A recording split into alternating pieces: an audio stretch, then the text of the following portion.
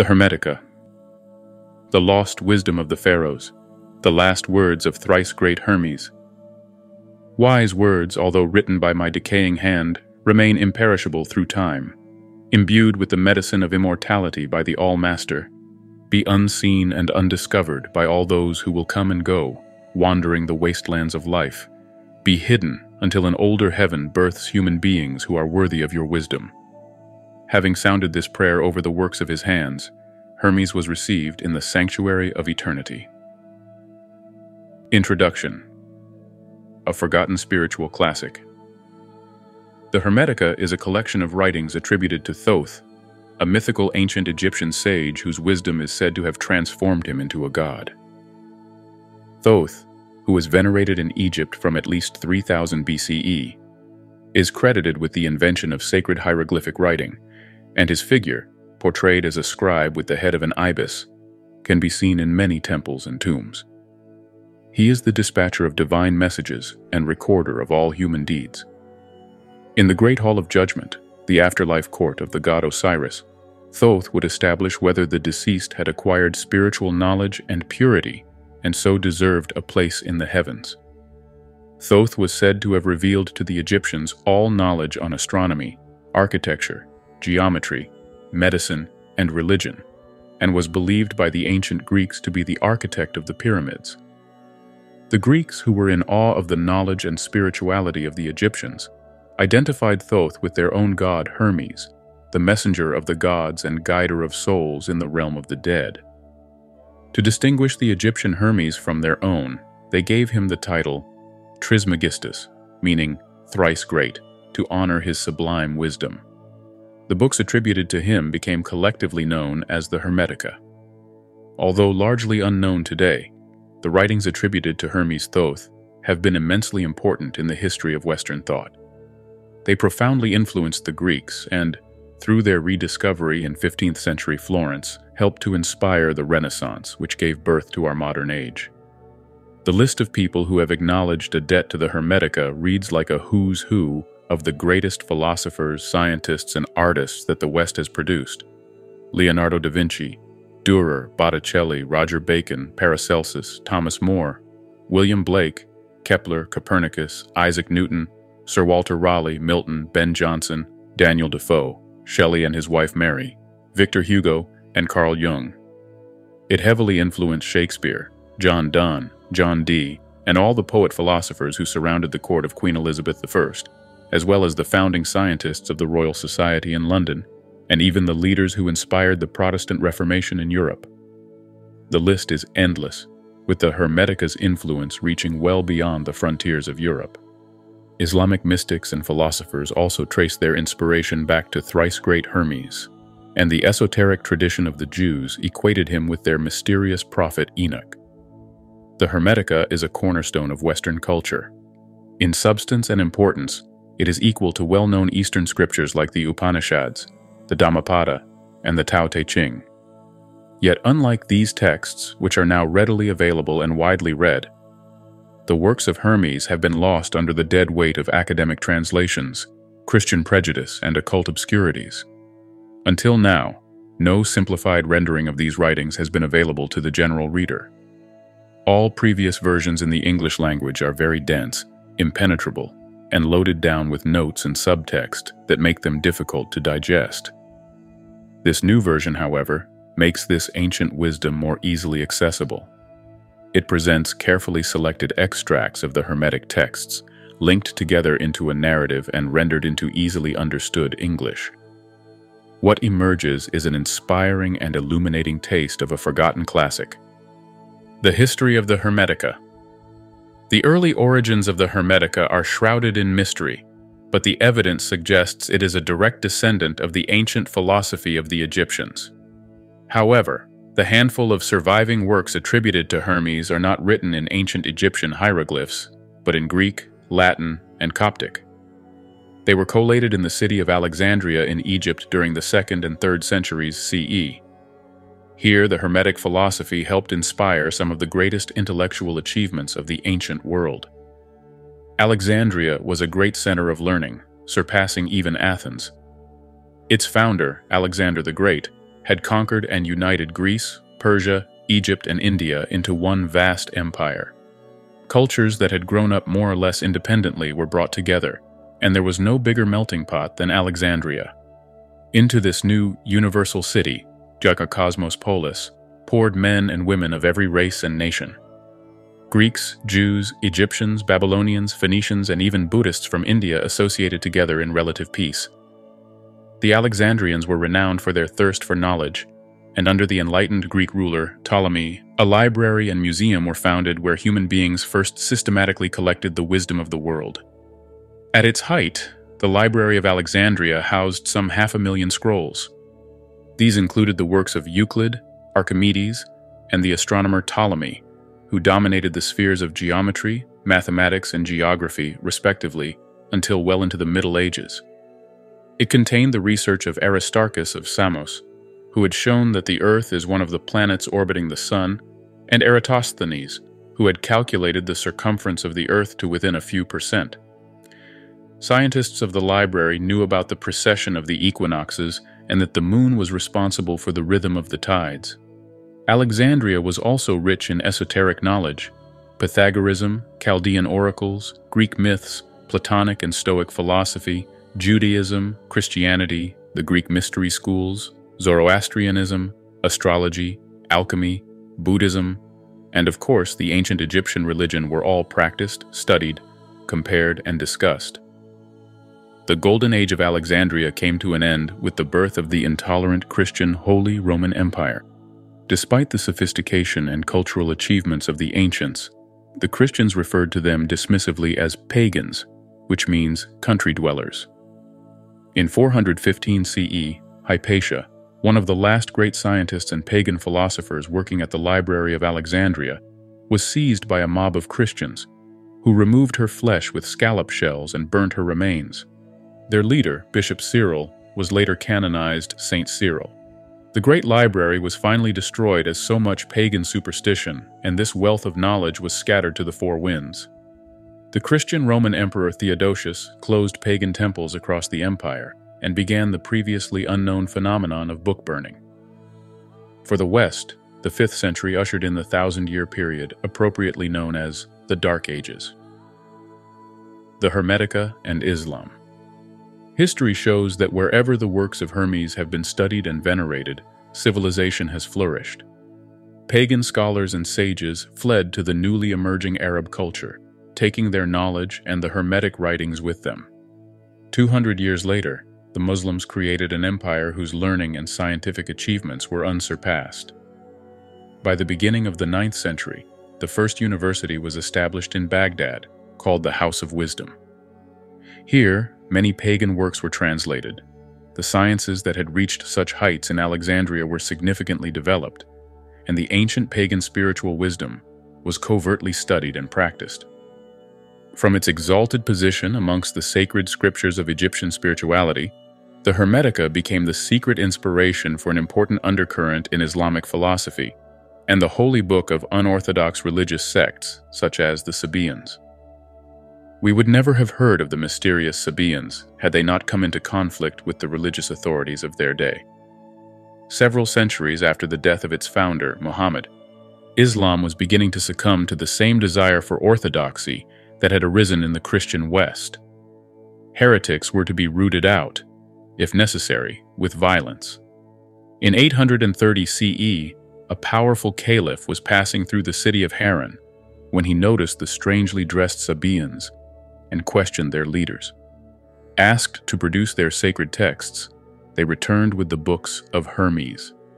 The genius philosopher-scientist Thabit ibn Qurra was a Sabaean who in 810 CE wrote the following rousing defense of Hermetic paganism.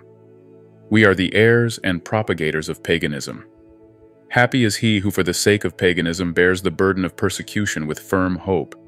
Who else have civilized the world and built cities if not the nobles and kings of paganism? Who else have set in order the harbors and the rivers? And who else have taught the hidden wisdom? To whom else has the deity revealed itself, given oracles, and told about the future, if not the famous men amongst the pagans? The pagans have made known all of this. They have discovered the art of healing the body.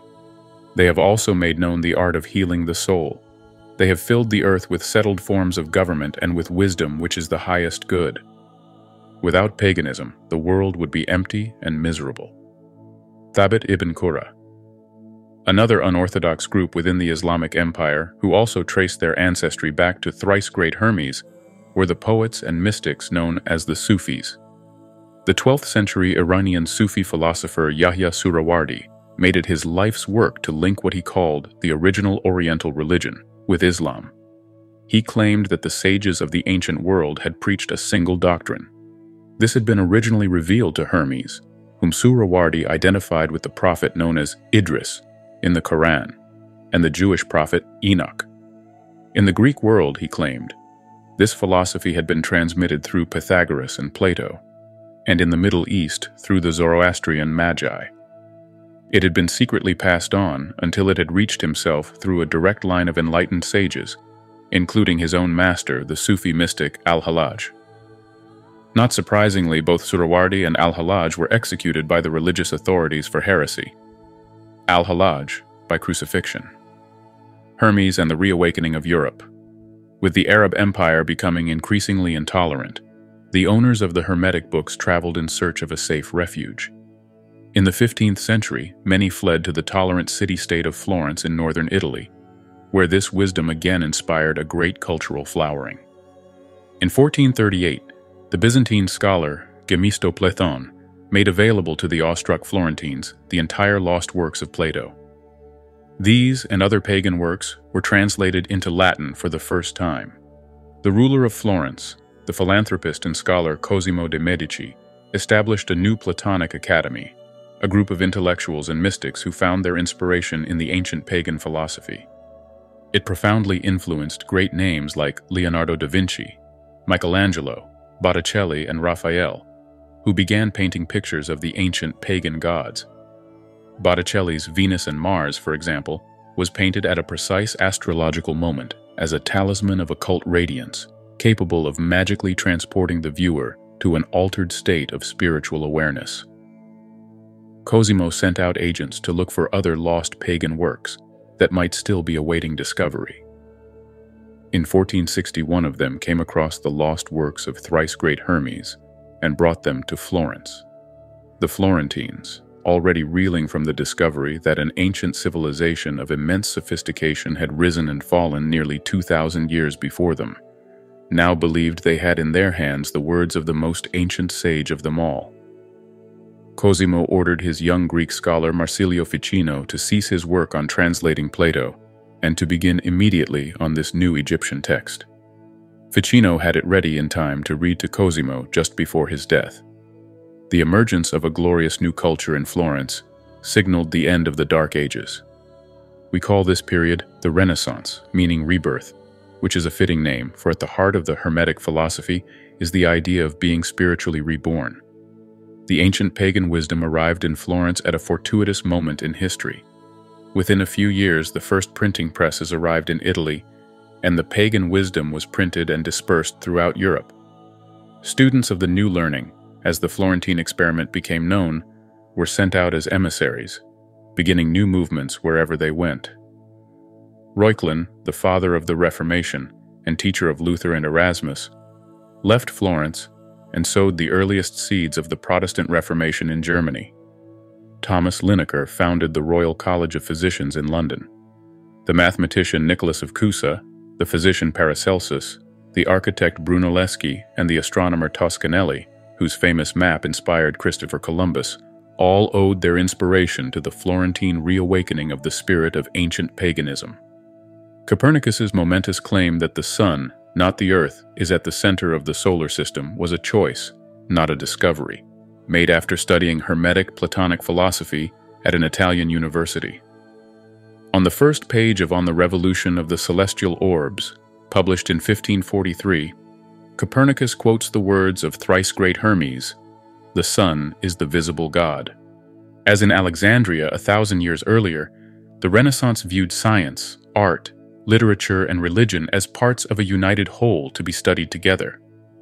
All aspects of human life were now opened up as legitimate areas of investigation. It was a situation that challenged the authorities of the Roman Catholic Church, and in 1492, with the aid of the King of France, they crushed the Republic of Florence. Although the heady days of the new academy were over, the suppression was too late to prevent the ripples of its influence expanding ever outwards. Florentine scholars were dispersed across Europe and became known as the Fifth Essence. The taste for all things Italian, art, sculpture, fashion, literature, and philosophy was insatiable. Within less than 200 years, the Renaissance had conquered Europe. The unifying religion. In England, the works of Hermes had a profound effect on the circle of courtiers surrounding Elizabeth II. Sir Philip Sidney, Sir Walter Raleigh, John Donne, Christopher Marlowe, William Shakespeare, George Chapman, and Francis Bacon were all acquainted with the works of the Egyptian sage. Elizabeth's personal astrologer, whom she referred to as her philosopher, was the enigmatic Hermeticist John Dee. He was a brilliant mathematician and the first person to translate the complete works of Euclid into English. Dr. Dee owned the greatest library in England, and his home was regarded as a third university to Oxford and Cambridge. He was visited by scholars from all over Europe and made frequent journeys to Prague, where the first detailed commentaries on the Hermetica were being written. At this time, Prague was the capital of Bohemia, an enlightened republic where Hermetic scholars, Platonic philosophers, Jewish rabbis, and scientists of every nation found sanctuary at the court of Rudolf II. Europe was being ravaged by the wars of religion between Protestants and Catholics, and in Bohemia another way was proposed: Hermeticism. Evangelists of the new Egyptian religion of thrice-great Hermes, such as Giordano Bruno, traveled extensively in Europe.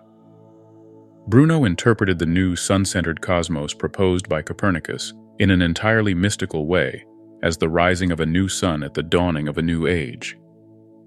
He believed that the Egyptian religion of Hermes was the ancestor of the Greek mystery schools, the religion of Moses and the Jews, and the birthplace of Christianity. In Bruno's imagination, it was now poised to become the unifying religion in which Jews, all denominations of Christians, Platonic humanists, and even Muslims could meet and resolve their differences. Bruno's courage and conviction was nowhere more clearly demonstrated than in his decision to return to Italy, where within a short time he was arrested by the Roman Catholic Church. He endured 8 years of torture, during which he refused to recant, and in 1600 was led out into the Square of Flowers in Rome and ceremonially burnt alive. The vision of a universal Hermetic religion was fated to fade, but its influence remained strong amongst visionaries and scientists. Sir Isaac Newton, for example, like many men of his time, was passionately interested in alchemy, the patron god of which was thrice-great Hermes. Indeed, the word alchemy means from Egypt. The astronomer Kepler published quotes from the Hermetica in his greatest work, On the Harmony of the World. In 1640, the poet John Milton celebrated the wisdom of Hermes, writing, "Or let my lamp at midnight hour be seen in some high lonely tower, where I may oft outwatch the bear with thrice-great Hermes, or unsphere the spirit of Plato to unfold what worlds, or what vast regions hold the immortal mind that hath forsook her mansion in this fleshy nook." The demise of thrice-great Hermes. At the same time as Milton was writing, however, the ground was being cut away from under the authenticity of the Hermetica. Previously, these works had been believed to be of extreme antiquity, dating back to the time of the Pharaohs. In 1614, a scholar called Isaac Casaubon published a textual analysis of the Hermetica, which showed, quite correctly, that the grammar, vocabulary, form, and content of the Greek versions of these works dated them to no earlier than the 2nd and 3rd centuries CE. They were not written by an ancient Egyptian sage, he claimed, but by scholars in the city of Alexandria. Their philosophy was nothing more than an exotic blend of Greek, Christian, and Jewish philosophy, mixed up with astrology and magic. The Egyptian names that pepper the text were mere decoration and ornament. Casaubon was one of the most brilliant Greek scholars of his time, and, with the encouragement of the Christian status quo, his damning criticism was generally accepted. Casaubon had dealt the Egyptian sage a fatal blow, and the books of Hermes were destined to be forgotten as fakes and forgeries. In the modern world, we know from the actions of the tabloid press how one well-timed hatchet job can unjustifiably undermine someone's reputation for good. This is exactly what happened to thrice-great Hermes. Casaubon was a fine scholar, but he was motivated by a hidden political agenda. The ultra-Orthodox James I was now on the throne of England, and he employed Casaubon and others to purge the magically inclined court of Elizabeth. Hermeticists like John Dee were ostracized. Later, Casaubon's son Merrick wrote a book which portrayed the great philosopher as a confused occultist. Dee died alone and forgotten. Nonetheless, some of Casaubon's claims regarding the Hermetica are true. The books of Hermes are undoubtedly the products of many authors, not one ancient sage, and they were certainly composed in the first few centuries of our era. Hermes was credited with these writings, even though we know they were the composite work of many scholars, but this does not discredit either them or Hermes. It was a common practice in antiquity for authors to ascribe their work to the god who gave them their inspiration. This was a mark of respect, not an attempt to deceive. On the second charge, Casaubon is also right to claim that the Hermetica was written down in 2nd century Alexandria, but all the modern evidence suggests that it does in fact express Egyptian beliefs filtered through the understanding of the Greek scholars of the period. Even if all Casaubon's criticisms were correct, this would neither diminish the Hermetica's wisdom nor alter the fact that it has profoundly influenced some of the greatest minds in history. As old as the Christian Gospels and older than the Quran, it is one of the great sacred texts of the world. It is worthy of respect and study for these reasons alone. The wisdom of the Pharaohs. When Casaubon was writing, very little was actually known about ancient Egypt. The hieroglyphs themselves were not translated until 2 centuries after his death. Consequently, many modern scholars now believe that he was wrong to see the Hermetic philosophy as a 2nd century invention, especially since the discovery of the pyramid texts of Saqqara at the end of the last century. These hieroglyphs are over 5,000 years old, and yet contain doctrines that are identical to those expounded in the Hermetica. This suggests that the Hermetica may indeed contain the wisdom of the Pharaohs, which scholars in 2nd century Alexandria reworked for a contemporary readership. The Hermetica contains passages reminiscent of Jewish, Christian, and Greek works, and Casaubon saw this as proof that the Hermetica is a forgery, created from a hodgepodge of these other philosophies. Alexandria was such an eclectic environment that this is plausible. The ancients themselves believed, however, that these traditions were influenced by the Egyptian philosophy contained within the Hermetica. The Jews lived for many years in exile in Egypt, and their greatest prophet Moses was brought up as an Egyptian. Many early Christians lived in Egypt, and the Greeks were in awe of the Egyptians, compared to whom they felt like children.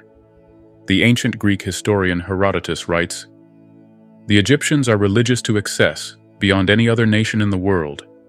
They are meticulous in everything which concerns their religion. It was only, if I may put it so, the day before yesterday that the Greeks came to know the origin and form of the various gods. The names of all the gods came to Greece from Egypt, for the names of all the gods have been known in Egypt from the beginning of time." Herodotus. Casaubon particularly claims that the Hermetica plagiarized the Timaeus, a work written by the Greek philosopher Plato in the 5th century BCE. Like the Hermetica, it includes the doctrines of astrology and reincarnation. Yet, these ideas played no part in early Greek religion, so where did they come from? The answer is ancient Egypt. Over 100 years before Plato, the Greek sage Pythagoras had set out on a journey to acquire the knowledge of the world. This led him to Egypt, where he spent 22 years in the temples being initiated into the religion of the Egyptians. According to the ancient Greek scholar Diogenes Laertius, Plato purchased 3 books of Pythagorean doctrines based on Egyptian wisdom, and these he adapted into the Timaeus. The similarities between the works of Plato and the Hermetica are not surprising, therefore, since many of Plato's ideas were direct descendants of ancient Egyptian philosophy. The Hermetica and early Christianity.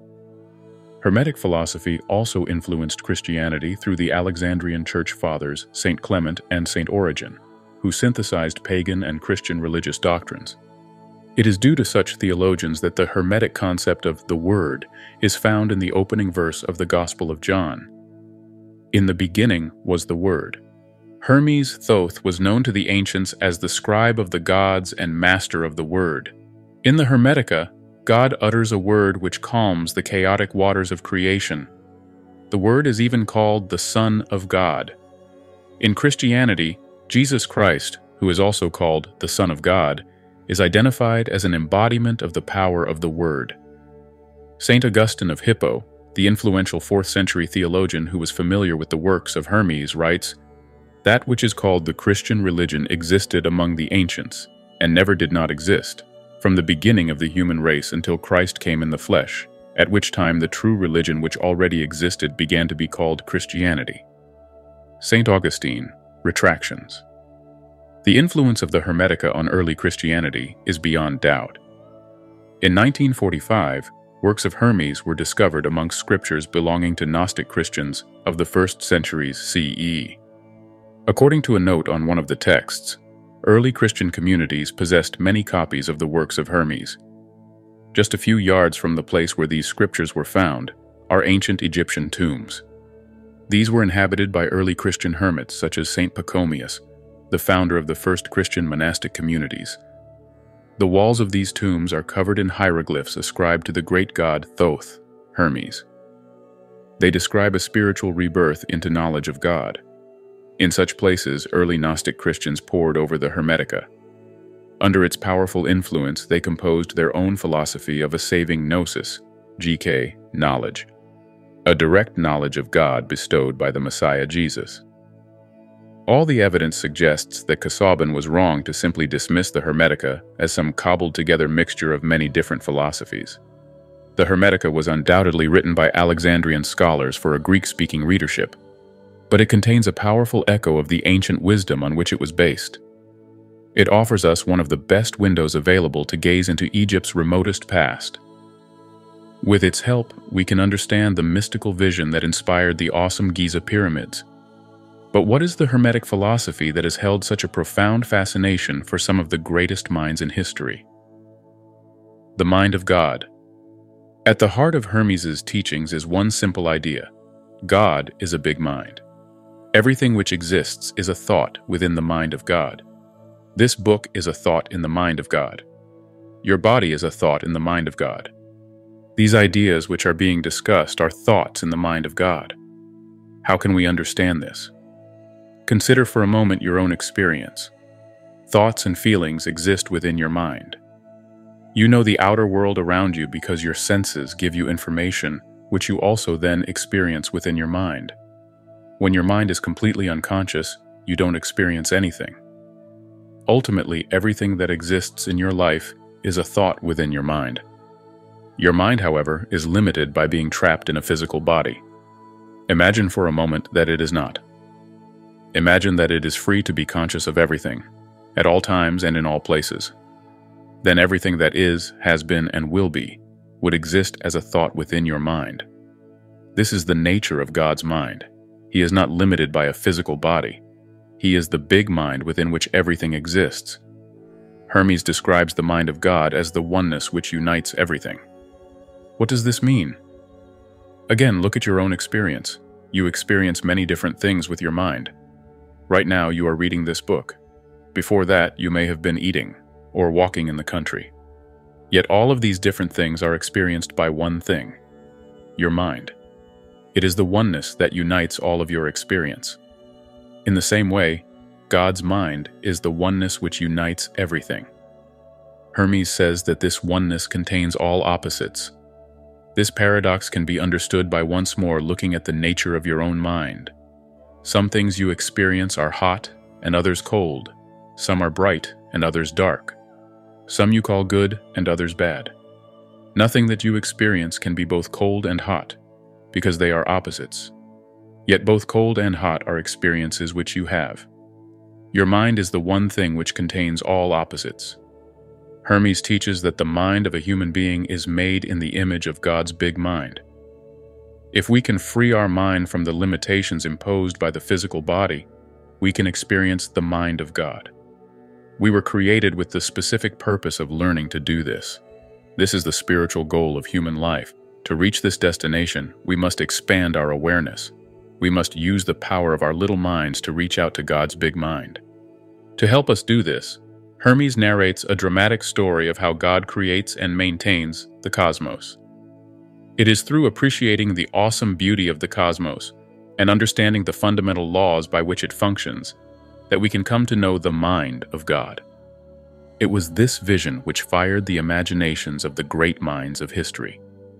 It inspired the birth of science by encouraging them to explore the mind of God by seeking to discover more of how the universe works. Some great modern scientists, such as Albert Einstein and Stephen Hawking, still describe science as an attempt to understand the mind of God. The Hermetic philosophy places man at the very center of God's creation. Hermes declares that man is a marvel.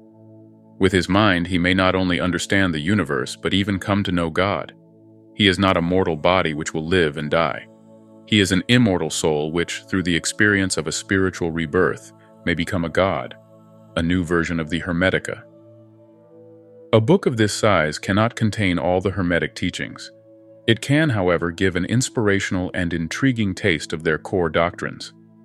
The main surviving philosophical Hermetic texts are the 18 books known as the Corpus Hermeticum. 17 survive, book 15 is missing. The Asclepius, the Stobaeus, and various fragments. These works are dense and somewhat impenetrable.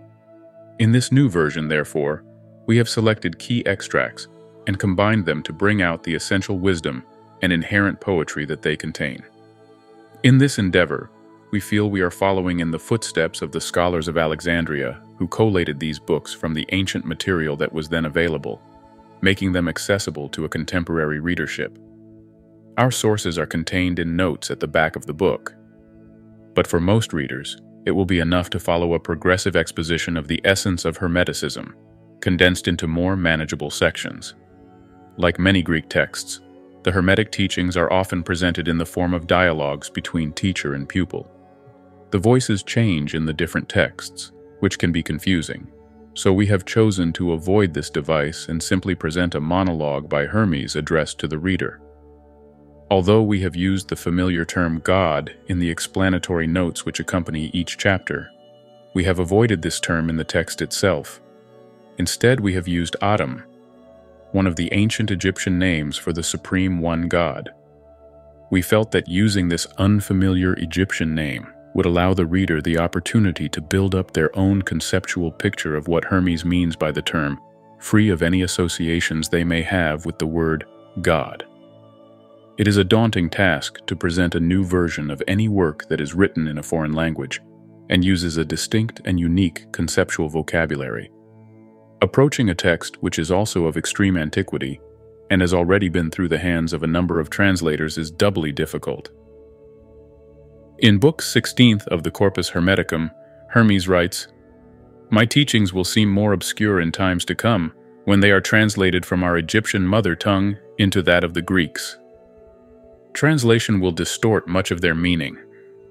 Expressed in our native language, the teachings are clear and simple, for the very sound of an Egyptian word resonates with the thing signified by it. All possible measures should be taken to prevent these holy secrets being corrupted by translation into Greek, which is an arrogant, feeble, showy language, unable to contain the cogent force of my words. The Greek language lacks the power to convince, and Greek philosophy is nothing but noisy chatter. Our Egyptian speech is more than talk. Its utterances are replete with power. In the ancient Egyptian language, the sound of a word had a magical power which complemented its meaning, a view of language which we unconsciously retain when we talk of spelling a word. Translation inevitably means that we have lost this original power and clarity. Hermes teaches, however, that through the power of the mind, all things are possible. We have tried, through the power of contemplation which Hermes advocates, to distill the essence of his teachings for a new generation of spiritual seekers. Although human culture has changed beyond recognition, from the times of the ancient Egyptians, the essential mysteries of life have remained what they have always been, and always will be. For those alive to these mysteries, the writings of Hermes are as relevant today as they were in the distant past. We hope this new version captures as much as possible of the Hermetic vision, playing some small part in restoring to this ancient wisdom the respect that it is due. Chapter 1. The Prophecies of Hermes. In this chapter, Hermes describes the nature of pure philosophy, but laments that in future generations it will become all but lost. The philosophy that Hermes teaches is not just a clever intellectual exercise. It is about focusing the mind in deep meditation on ATUM, an ancient Egyptian name for God. Such pure philosophy is about rising above mere opinions to experience directly the mind of the universe.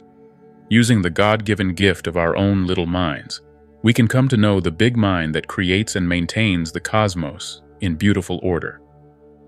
For Hermes, spiritual philosophy is not opposed to science, as it often is for us today.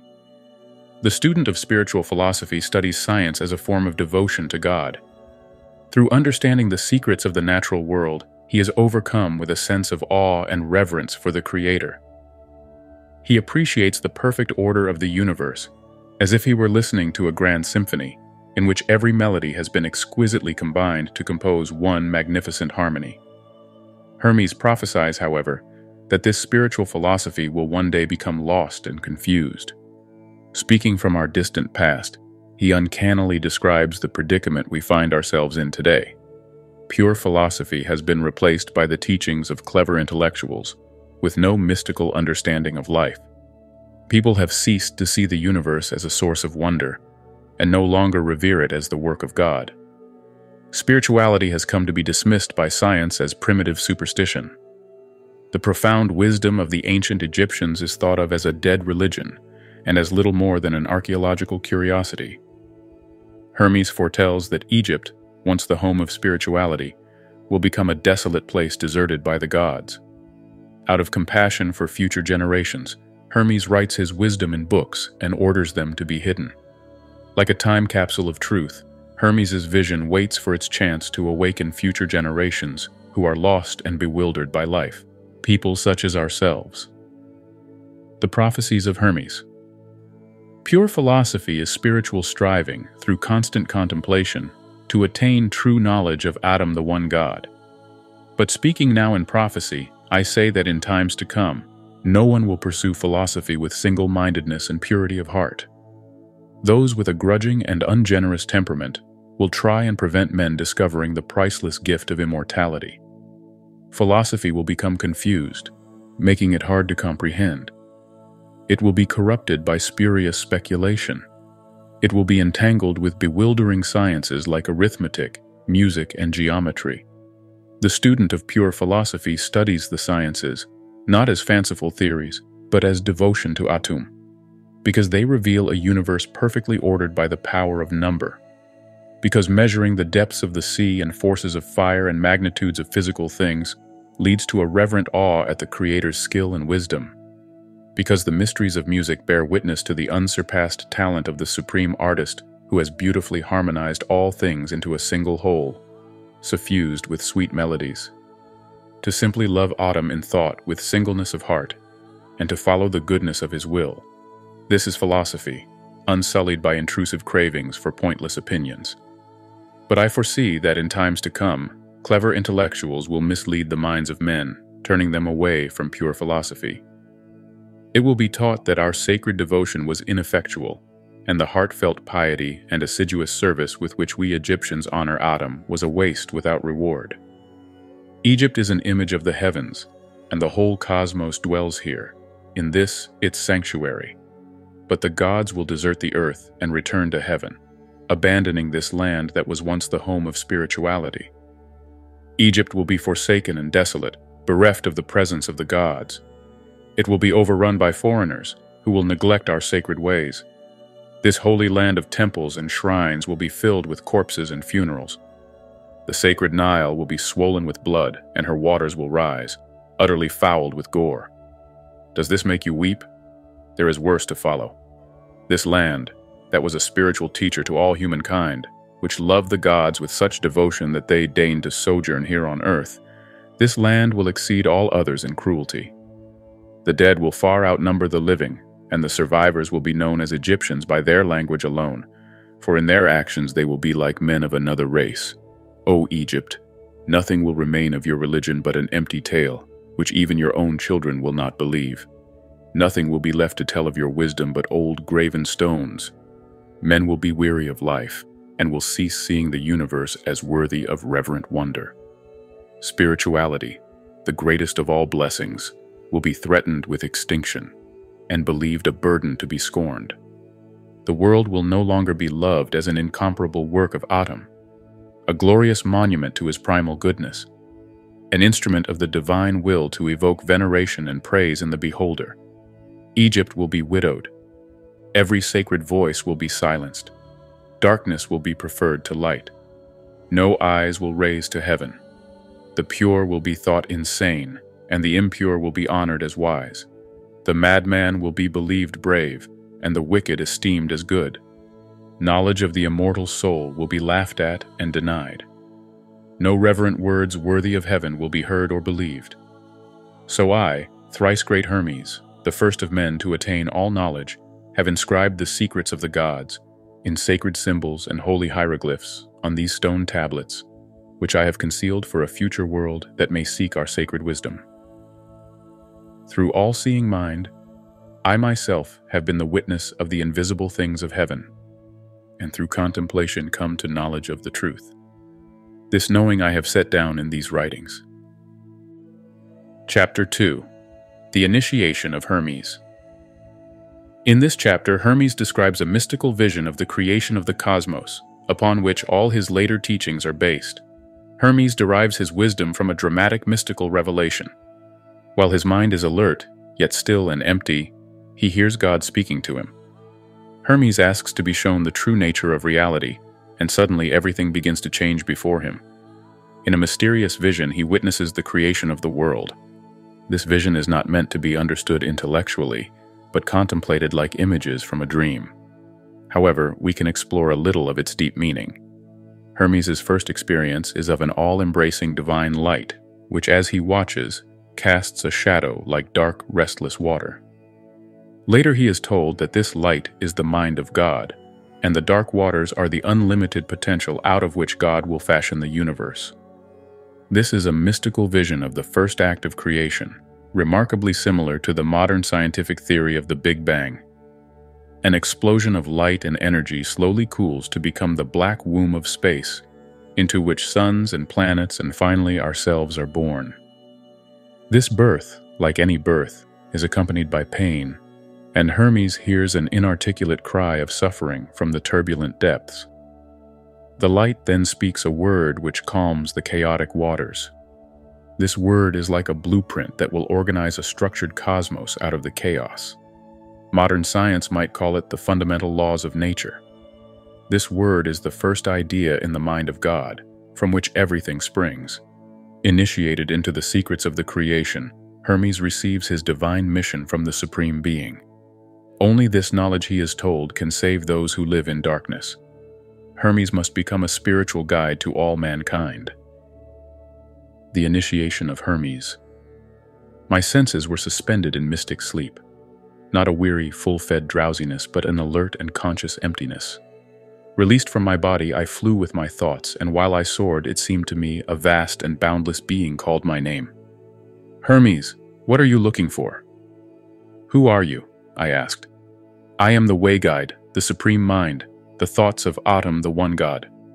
I am with you, always and everywhere. I know your desires. Make your questions conscious and they will be answered. Show me the nature of reality. Bless me with knowledge of ATUM, I begged. Suddenly everything changed before me. Reality was opened out in a moment. I saw the boundless view. All became dissolved in light, united within one joyous love. Yet the light cast a shadow, grim and terrible, which passing downwards became like restless water, chaotically tossing forth spume like smoke. And I heard an unspeakable lament, an inarticulate cry of separation. The light then uttered a word which calmed the chaotic waters. My guide asked, "Do you understand the secrets of this vision?" I am that light, the mind of God which exists before the chaotic dark waters of potentiality. My calming word is the Son of God, the idea of beautiful order, the harmony of all things with all things. Primal mind is parent of the word, just as in your own experience your human mind gives birth to speech. They cannot be divided one from the other, for life is the union of mind and word. Now, fix your attention upon the light and become one with it." When he had said this, he looked into me, eye to eye, until trembling, I saw in thought limitless power within the light, to form an infinite yet ordered world, and I was amazed. I saw in the darkness of the deep, chaotic water without form permeated with a subtle, intelligent breath of divine power. Atum's word fell on the fertile waters, making them pregnant with all forms. Ordered by the harmony of the word, the four elements came into being, combining to create the brood of living creatures.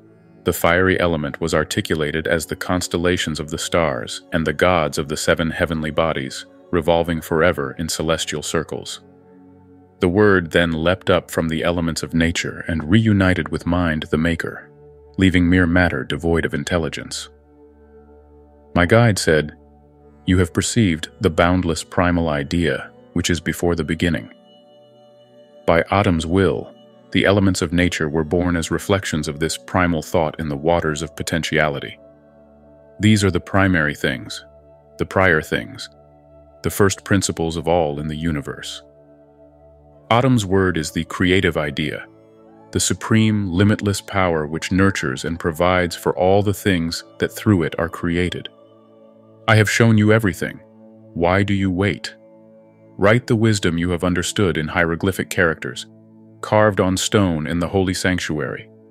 Make yourself a spiritual guide to those worthy of the gift of knowledge, so that through you, Atum may save humankind." I was overwhelmed with gratitude to the All-Father who had graced me with the supreme vision. In awe and reverence I prayed, "Please never let me fall away from this knowledge of your being, so that I may enlighten those who are in darkness." Then, with his power in me, I began to speak. The aloof laughed at my words, but others knelt at my feet.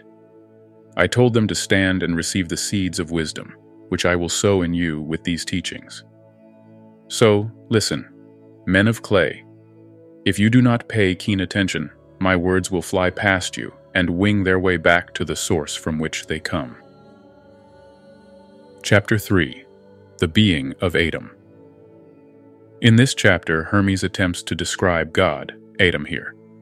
Although God cannot be defined with words, Hermes gives some clues for us to contemplate. God is oneness. Everything is a part of one supreme being. Like the number 1, which is the source of all subsequent numbers, God is the source of all. Yet just as when the number 1 is divided or multiplied by itself, it remains 1, so God constantly remains the oneness. Because he unites everything, his nature is paradoxical. He is the creator who creates himself. He is always hidden from us, yet he is also the world around us. He has no particular name because all names refer to him. God is the supreme mind. He is everywhere and always. The human mind is an image of the supreme mind. Through the power of the imagination, it can roam the universe and be, like God, in all times and all places. Hermes tells us that if we truly understood the extraordinary power of the human mind, we would then know the nature of God. Everything exists as an idea within the mind of God. He creates all things, in the same way that our own minds create thoughts. Just as the nature of mind is to think, so the nature of God is to create. This is not something he did at the beginning of time. He is doing it continuously. God is constantly creating creation, and will never stop. God is both the material objects around us and the immaterial thoughts in our minds. The world we see and sense is an illusion, however, compared to the great ideas which only exist in the mind. Above all are the ideas of goodness and beauty. These qualities belong to God alone. They can at best be found imperfectly in the material world, but exist in all their perfection in the immaterial world of the mind. They are so perfect that God is in love with them. God is in love with himself. The being of Atum. Give me your whole awareness and concentrate your thoughts, for knowledge of Atum's being requires deep insight, which comes only as a gift of grace. It is like a plunging torrent of water whose swiftness outstrips any man who strives to follow it, leaving behind not only the hearer, but even the teacher himself. To conceive of Atum is difficult, to define him is impossible. The imperfect and impermanent cannot easily apprehend the eternally perfected. Atum is whole and constant. In himself he is motionless, yet he is self-moving. He is immaculate, incorruptible, and everlasting. He is the supreme absolute reality. He is filled with ideas which are imperceptible to the senses, and with all-embracing knowledge. Atum is primal mind. He is too great to be called by the name Atum. He is hidden, yet obvious everywhere. His being is known through thought alone, yet we see his form before our eyes. He is bodiless, yet embodied in everything. There is nothing which he is not. He has no name because all names are his name. He is the unity in all things, so we must know him by all names and call everything Atum. He is the root and source of all. Everything has a source, except this source itself, which springs from nothing. Atum is complete like the number 1, which remains itself whether multiplied or divided, and yet generates all numbers. Atum is the whole which contains everything. He is one, not two. He is all, not many. The all is not many separate things, but the oneness that subsumes the parts. The all and the one are identical. You think that things are many when you view them as separate, but when you see they all hang on the one and flow from the one, you will realize they are united, linked together, and connected by a chain of being from the highest to the lowest, all subject to the will of Atum. The cosmos is one as the sun is one, the moon is one, and the earth is one. Do you think there are many gods? That's absurd. God is one. Atum alone is the creator of all that is immortal and all that is mutable. If that seems incredible, just consider yourself. You see, speak, hear, touch, taste, walk, think, and breathe. It is not a different you who does these various things, but one being who does them all. To understand how Atum makes all things, consider a farmer sowing seeds, here wheat, there barley, now planting a vine, then an apple tree. Just as the same man plants all these seeds, so Atum sows immortality in heaven and change on earth. Throughout the cosmos he disseminates life and movement, the two great elements that comprise Atum and his creation, and so everything that is. Atum is called Father because he begets all things, and from his example, the wise hold begetting children the most sacred pursuit of human life.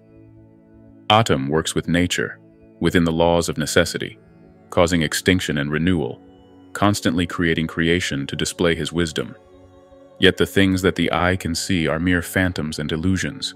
Only those things invisible to the eye are real. Above all are the ideas of beauty and goodness. Just as the eye cannot see the being of Atum, so it cannot see these great ideas. They are attributes of Atum alone, and are inseparable from him. They are so perfectly without blemish that Atum himself is in love with them. There is nothing which Atum lacks, so nothing that he desires. There is nothing that Atum can lose, so nothing can cause him grief. Atum is everything. Atum makes everything, and everything is a part of Atum. Atum, therefore, makes himself. This is Atum's glory. He is all creative, and this creating is his very being. It is impossible for him ever to stop creating, for Atum can never cease to be. Atum is everywhere. Mind cannot be enclosed because everything exists within mind. Nothing is so quick and powerful. Just look at your own experience. Imagine yourself in any foreign land, and quick as your intention, you will be there. Think of the ocean, and there you are. You have not moved as things move, but you have traveled, nevertheless. Fly up into the heavens, you won't need wings. Nothing can obstruct you, not the burning heat of the sun or the swirling planets. Pass on to the limits of creation. Do you want to break out beyond the boundaries of the cosmos? For your mind, even that is possible. Can you sense what power you possess? If you can do all this, then what about your Creator? Try and understand that Atum is mind. This is how he contains the cosmos. All things are thoughts which the Creator thinks. Chapter 4. Contemplate Creation. In this chapter, Hermes teaches us how to see God by contemplating his creation. When we look at the world only with our physical eyes, God is nowhere to be seen. But if we look with our thoughts, we see with spiritual understanding. Suddenly, God is everywhere. In this ecstatic state, everything we see and touch is known to be a part of God, and we understand that God's whole purpose in creating the world was so that through it, we could see him. The cosmos is his body, and we can come to know him by contemplating its extraordinary order and beauty. Hermes asks us to consider the constant revolutions of the stars in the night sky, the laws of fate which he calls necessity, the goodness of everything that has happened and is happening. Could this all be so perfect without a supreme mind which maintains such exquisite order? Could it all just be happening accidentally? He reminds us of the marvel of our own birth. Who created us in the womb? Who perfectly crafted the individual details of our bodies? Statues and portraits don't just happen. They are sculpted and painted. Surely such a work of art as beautiful and complex as our own physical forms must be the work of a master craftsman. The modern view is that we are a creation of the laws of nature. Hermes would not disagree with this. He would simply ask, who decreed these laws? He is trying to return us to a childlike sense of awe in the face of the wonders of life. The world is a miracle, yet we take it for granted. If we take the time to reflect, it becomes obvious that we are surrounded by profound mysteries. The universe is a gigantic work of art, signed by an unknown master. Humble amazement is a prerequisite for coming to know God. Contemplate creation. Ask ATUM to flash a ray of his illumination into your awareness, giving you the power to grasp in thought his sublime being. For the invisible may only be seen with thoughts, which are themselves invisible. If you can't see thoughts, do you expect to see ATUM? Look with your mind, however, and he will appear to you, manifesting himself without reservation throughout the whole universe, so that you may see his image with your eyes and hold it with your two hands. Do you think ATUM is invisible? Don't say that. Nothing is more visible than ATUM. He created all things so that through them you could see him. This is ATUM's great heart, that he manifests himself in everything. Everything can be known, including the insubstantial. Just as mind is known through thoughts, so ATUM is known through his creation. ATUM is the all-encompassing author of entirety, weaving everything into the fabric of reality. Because creation is visible, we can see the Creator, and this is the purpose of his creation. Since he is always creating, he can always be seen, so we should think and marvel, and realize that we are blessed with knowledge of our Father. To know ATUM's being, contemplate him in thought. To see him with your eyes, look at the exquisite order of the cosmos, the necessity which governs everything you perceive, the goodness of all that has been and that is coming to be. Look at matter filled full with life and see ATUM pulsating with all he contains. Contemplate the cosmos as his ancient body, which is ever prime and new. See the planets circling in eternal time. See the spiritual fire of the heavens turned to light by the sun and shed as goodness upon the world. See the ever-changing moon which governs birth, growth, and decay. See the constellation of the Bear, which never rises or sets, but stays ever a fixed point, an axle around which the circle of the zodiac revolves. See the comets which are called prophet stars, for when some future fate awaits the world, they emerge for a few days from their invisible home below the circle of the sun. Who is it that maintains such exquisite order? The sun is the greatest god in the heavens, a king to whom all the others pay homage. Yet this mighty god humbly submits to have smaller stars circle above him. Who is it that he obeys with awe? Each star travels its appointed range of space. Why don't all stars run the same course? Who is it who has assigned to each its place? The Bear revolves around herself and carries around with her the whole cosmos. Who is it that appointed her this task? Who is it that fixed the earth and confined the sea within its shores? Someone must be the maker and master of all this. It couldn't just happen. All order must be created. It is only that which is out of measure which is accidental. Yet even disorder is subject to the master, who has yet to impose order upon it. If only it were possible to grow wings and soar into the air, poised between heaven and earth. You would see the solid ground, the flowing rivers, the wandering air, the penetrating fire, the circling stars, and the encompassing heavens. What joy to see all this, borne along by the one impulse, to perceive the unmoved mover moving in all that moves, he who is hidden, manifest through all his works. Consider for a moment how you were created in the womb. Think of that skillful workmanship and look for the craftsman who made such a beautiful godlike image. Who traced the circles of your eyes? Who pierced your nostrils, ears, and mouth? Who stretched your sinews and tied them fast? Who built your bones and wrapped your flesh with skin? Who separated your fingers and flattened your feet? Who shaped your heart and hollowed your lungs? Who made your beauty visible and concealed your guts within? How many crafts have been employed and how many works of art created to form one human being? Statues or portraits don't just happen without a sculptor or painter. Has such a sublime work no creator? Chapter 5. The Living Cosmos. In this chapter, Hermes succinctly outlines the essence of his philosophical ideas and paints the picture of the cosmos as a living being, teeming with life. In the beginning, there is unity. Unity separates into two fundamental forces, which, like the negative and positive poles of a battery, generate everything. Hermes describes them as light and life, which become mind and soul. We experience them as thoughts and feelings. The oneness of God is both light and life. These two forces are the parents of the mind of the cosmos. This was experienced by Hermes in his original mystical vision as the word which calmed the dark waters, the fundamental laws of nature which bring order to the chaos. The physical cosmos is a perfect reflection of this ordering principle, the mind of the cosmos. The mind of the cosmos, the word, is in turn a reflection of God, just as a spoken word reflects the intention of its speaker. Since God is all goodness, the cosmos is therefore also good. Because the cosmos is made in the image of its creator, it too is an immortal living being. It is therefore impossible that any part of it can be dead. At its conception, it was filled with energy, which, as modern science has now proved, can neither be created or destroyed.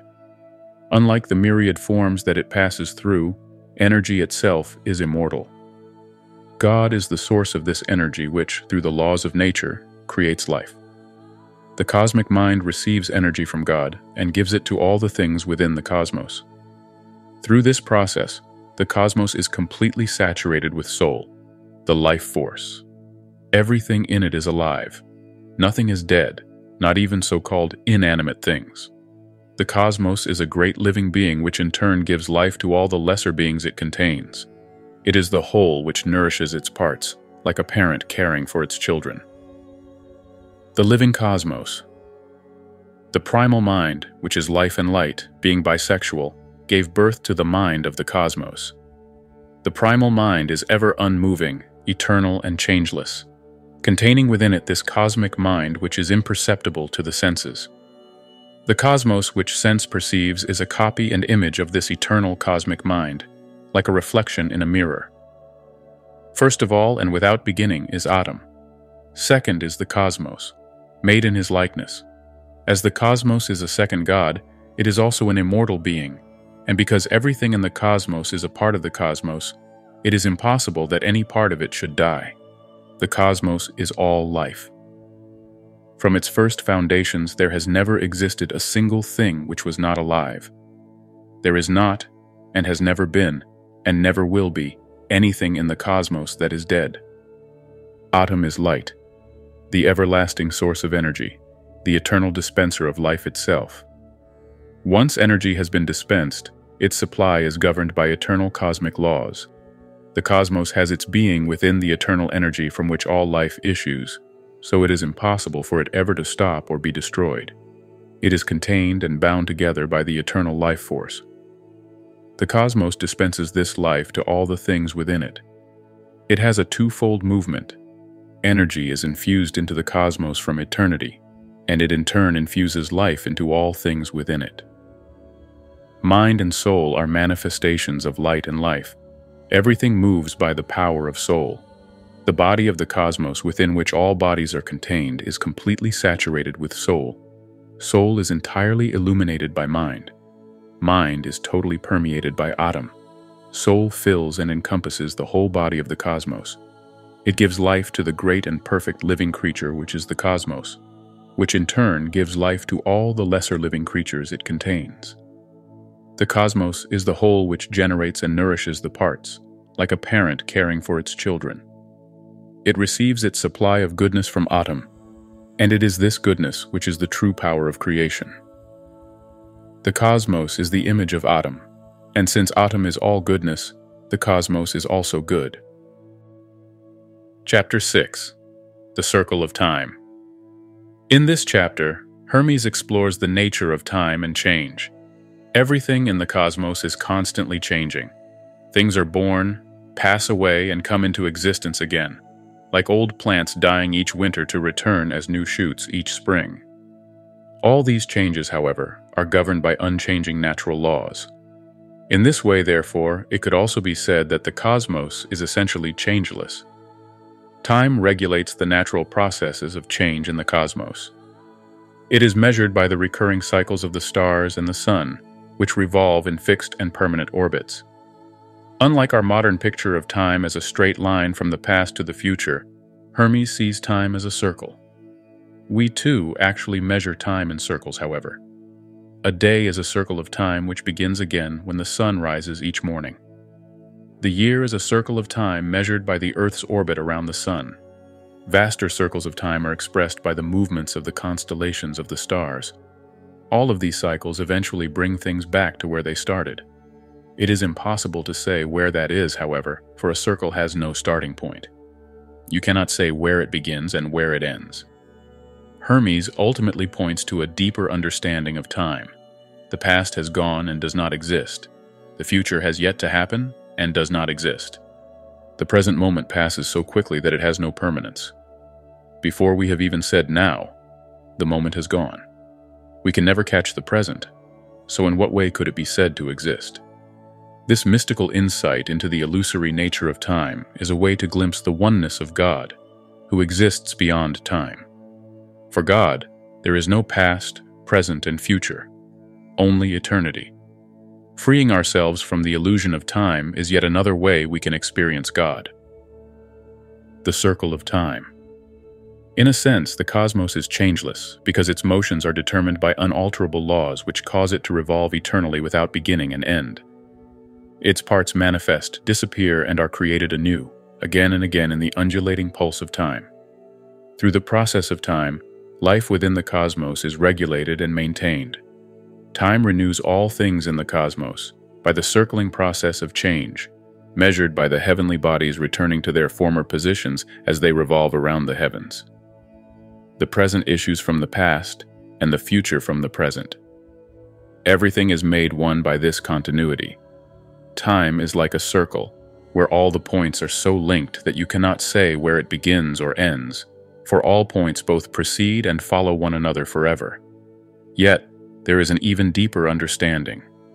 The past has departed and no longer is. The future has not arrived and is yet to be. Even the present does not last.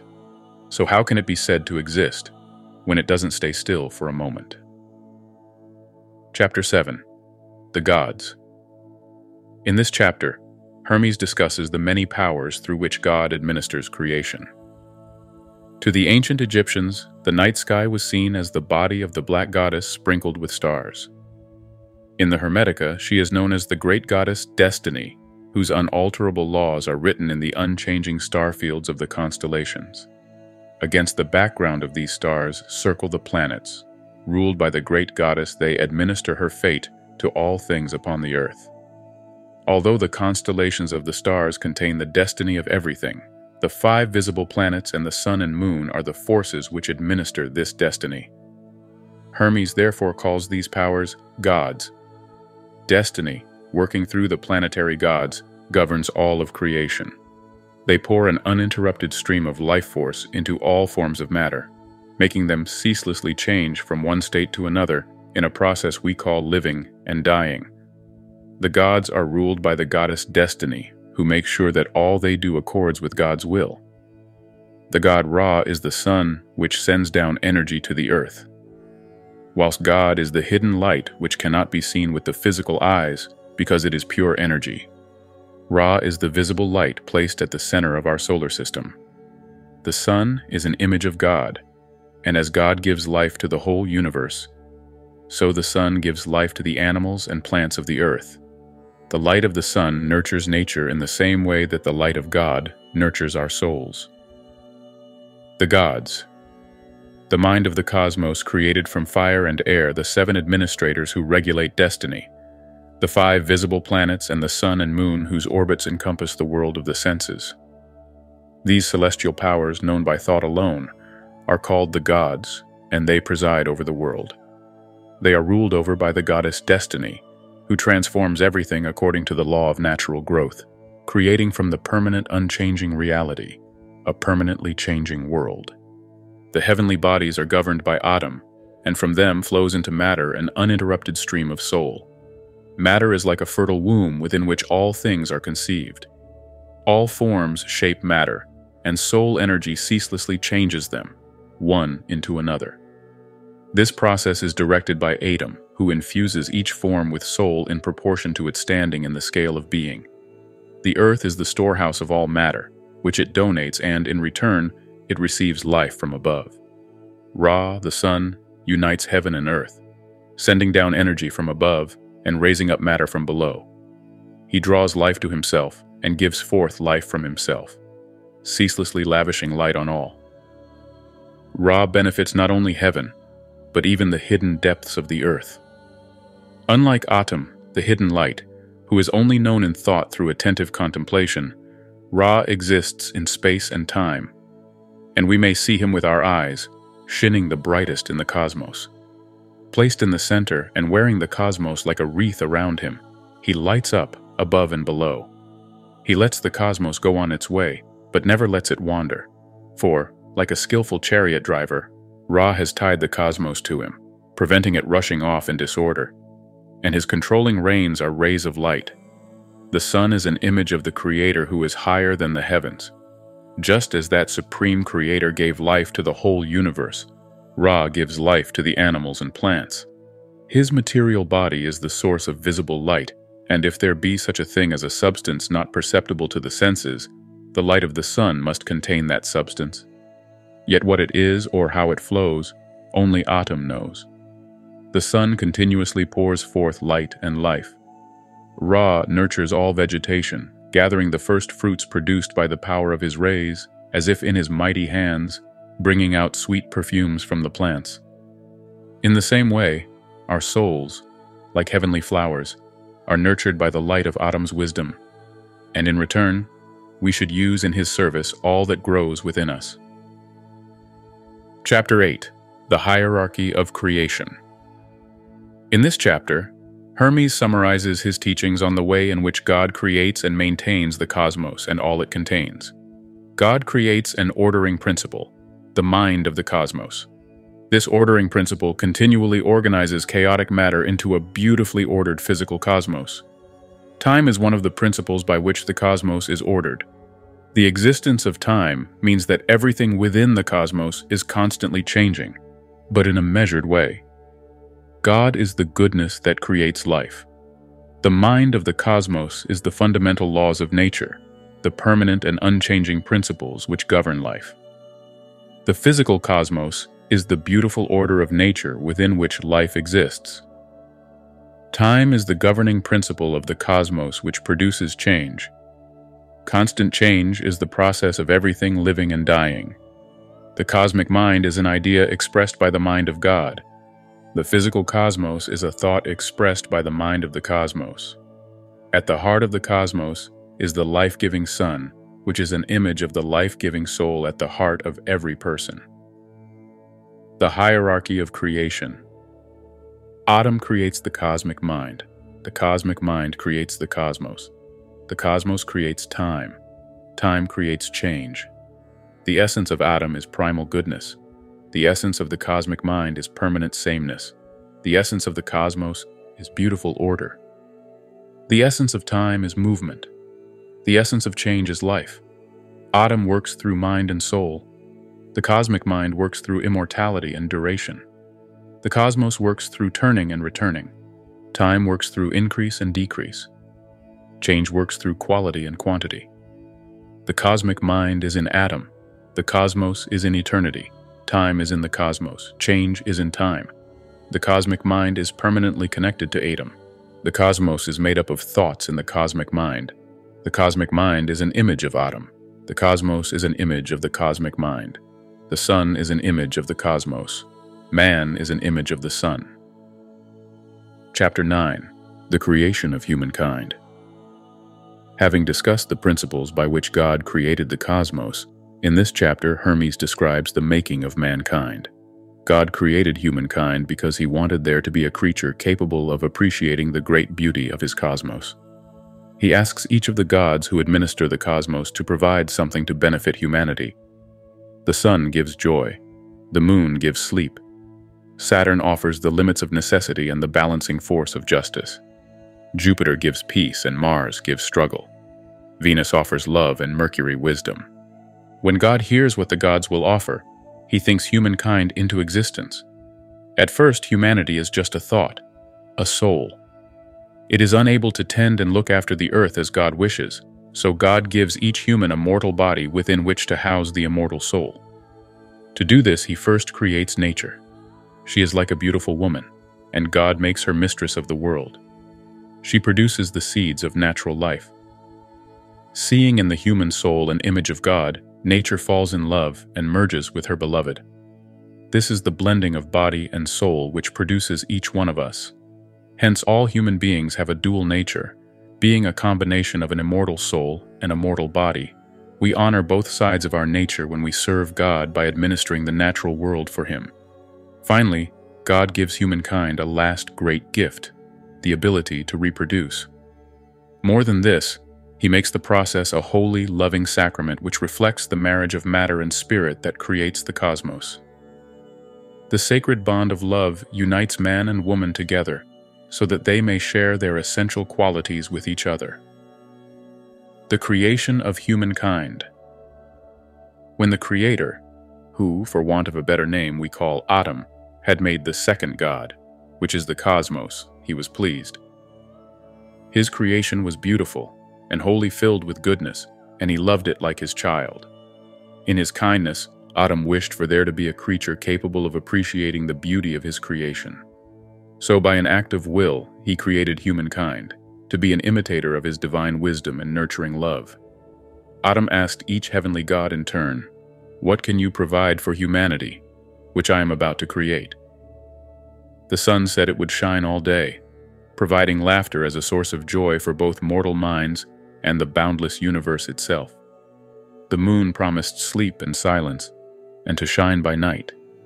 Saturn offered justice and necessity. Jupiter gave peace and Mars struggle.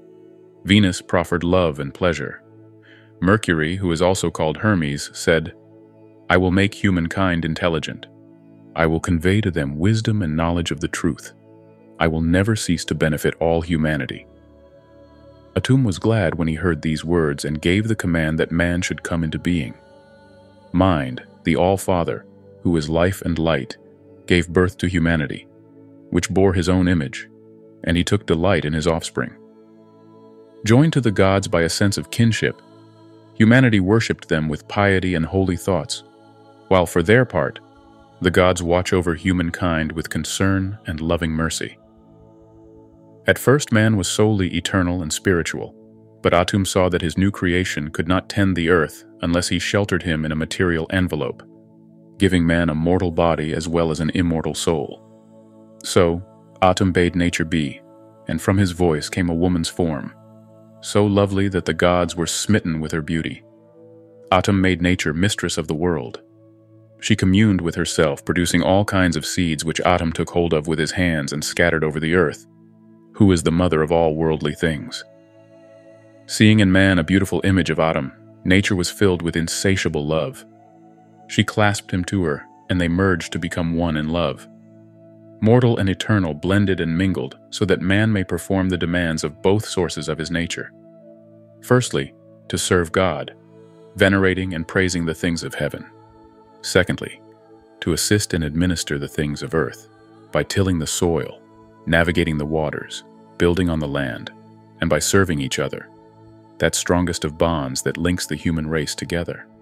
Then ATUM, the master of generation, bestowed on humankind the sacrament of reproduction, full of affection and joy, gladness and yearning, and all the heavenly love that is his being. I would have to explain the nature of this compelling sacred bond that binds a man and woman together, were it not that each one of us, if we explore our innermost feelings, can experience it for ourselves.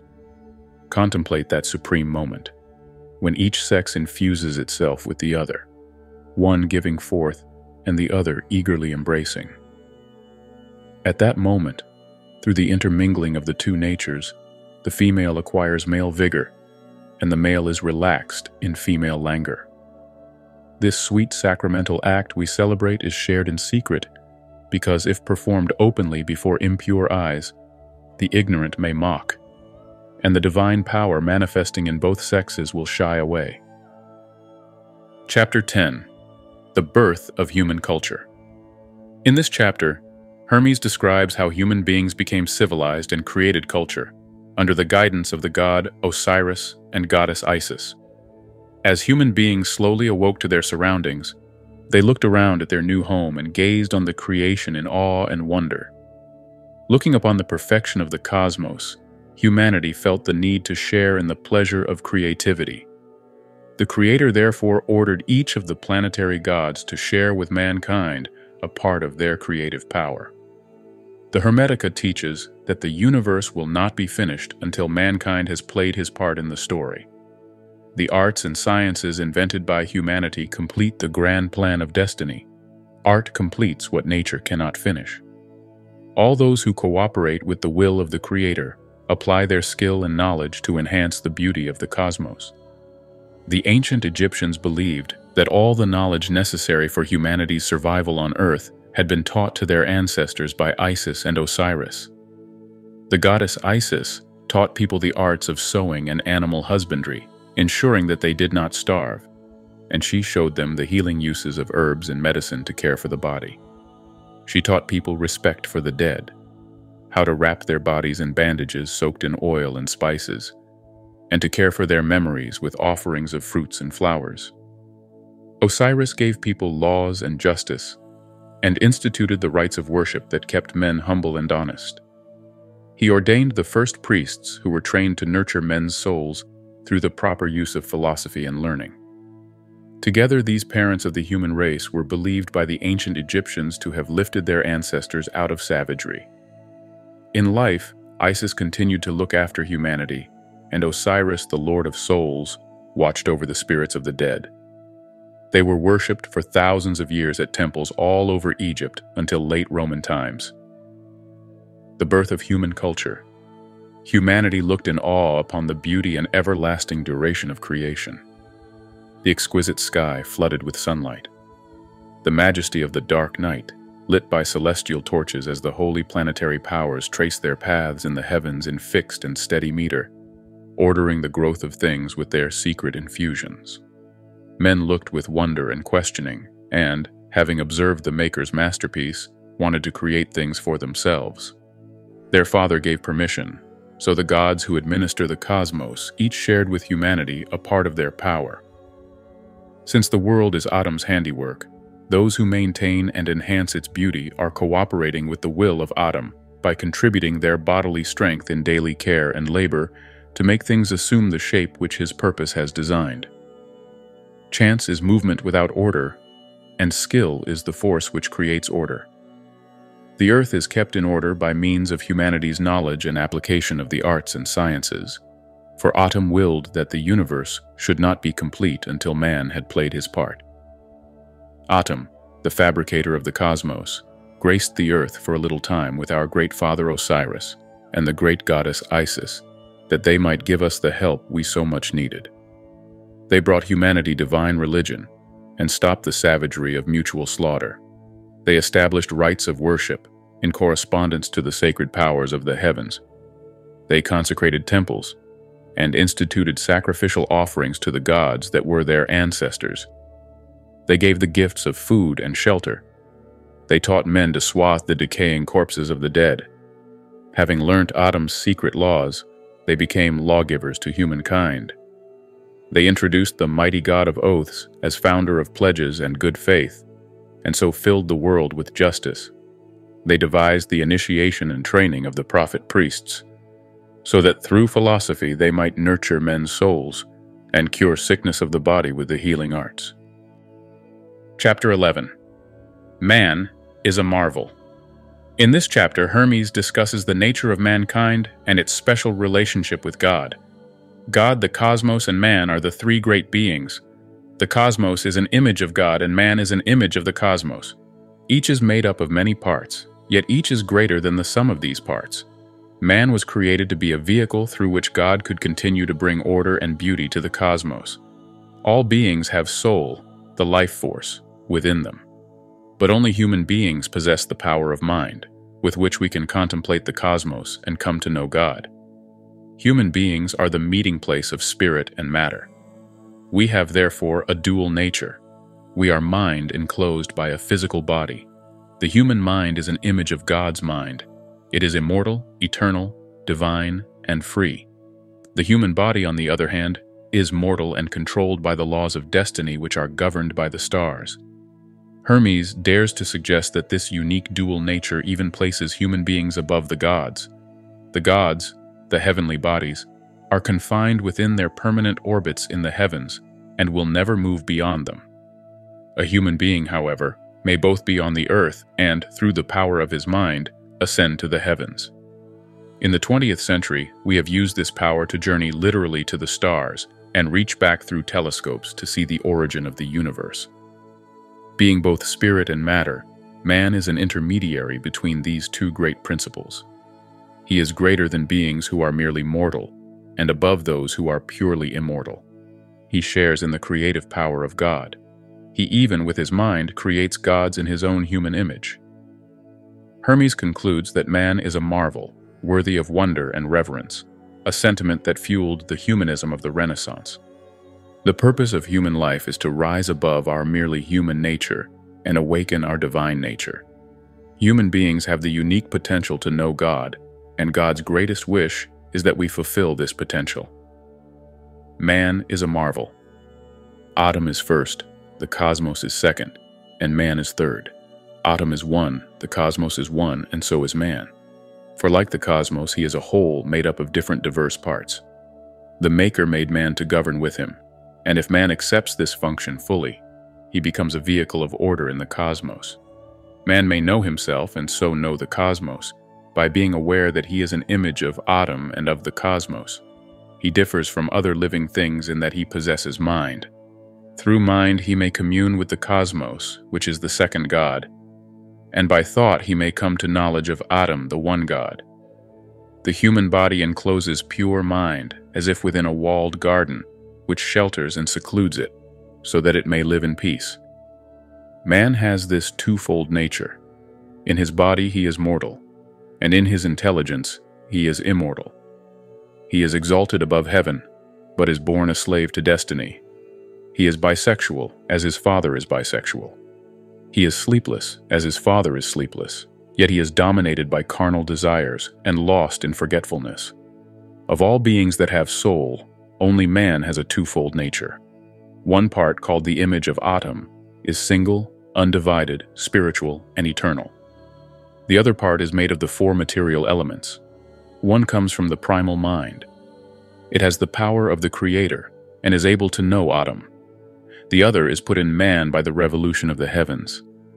Man is the most divine of all beings, for amongst all living things, Atum associates with him only, speaking to him in dreams at night, foretelling the future for him in the flight of birds, the bowels of beasts, and the whispering oak. All other living things inhabit only one part of the cosmos: fishes in water, animals on the earth, birds in the air. Man penetrates all of these elements. With his sense of sight, he even grasps the heavens. To speak without fear, human beings are above the gods of heaven, or at least their equal. for the gods will never pass their celestial boundaries and descend to earth. But a man may ascend to heaven, and what is more, he may do so without leaving the earth, so vast an expanse can his power encompass. By Atum's will, humankind is compacted of both divinity and mortality. He is more than merely mortal, and greater than the purely immortal. Man is a marvel, due honor and reverence. He takes on the attributes of the gods, as if he were one of their number. He is familiar with the gods, because he knows he springs from the same source. He raises reverent eyes to heaven above, and tends the earth below. He is blessed by being the intermediary. He loves all below him, and is loved by all above him. Confident of his divinity, he throws off his solely human nature. He has access to all. His keenness of thought descends to the depths of the sea. Heaven is not too high for the reach of his wisdom. His quick wits penetrate the elements. Air cannot blind his mental vision with its thickest fog. Dense earth cannot impede him. Deep water cannot blur his gaze. Man is all things. Man is everywhere. Man not only receives the light of divine life, but gives it as well. He not only ascends to God, but even creates gods, just as Atum has willed that the inner man be created in his likeness. So we on earth create the gods in our human image. Is this not worthy of wonder? There are then these three: Atum, cosmos, man. The cosmos is contained by Atum. Man is contained by the cosmos. The cosmos is the son of Atum. Man is the son of the cosmos, and the grandson, so to speak, of Atum. Atum does not ignore man, but acknowledges him fully, as he wishes to be fully acknowledged by man, for this alone is man's purpose and salvation, the ascent to heaven and the knowledge of Atum. Chapter 12. The Zodiac and Destiny. In this chapter, Hermes explains the power of the zodiac that controls the fate of men and the possibility of becoming free from its limiting constraints. God created humans to appreciate the awesome wonder of his universe, to be themselves a beautiful embellishment of the cosmos, and to share in God's creative powers and participate in the work of creation. The heavenly gods, the planets, who had already bestowed on man some of their own power, now urged the Creator to be cautious. They fear that man will use his inquisitive mind for destructive as well as constructive purposes. Man's powers, they complain, are too great and unlimited, and therefore dangerous to himself and the order of the cosmos. God responds to their concerns by creating the zodiac. This celestial mechanism will control the fate of men and be ruled over by the goddess Destiny. She sows the seeds of a person's fate, which grow and develop under the constraints of necessity, the limits and demands of physical nature, to shape every human life. It is a man's lot to live the life prescribed for him by his fate. Very few human beings are capable of escaping from the determining influence of the zodiac. Man's earthly life is controlled by the power of destiny, through the physical limitations of the mortal human body. However, if a man's mind is illuminated by the light of God, he becomes free from these celestial influences, for even the gods are powerless before God. Hermes teaches that it is our duty not simply to acquiesce in our fate, but rather through intense contemplation of God, to rise above our merely mortal nature and awaken our immortal soul. The Zodiac and Destiny. When the Creator had created this beautifully ordered universe, he wanted to order the world also. So he sent down man, a mortal creature made in the image of an immortal being, to be an embellishment of the divine body of the cosmos. It is man's function to complete the work of Atum. He was made to view the universe with awe and wonder, and to come to know its maker. At first, the heavenly gods complained, saying, "You are being rash in creating humanity." They see with inquisitive eyes and hear what they have no right to hear. They reach out with audacious hands.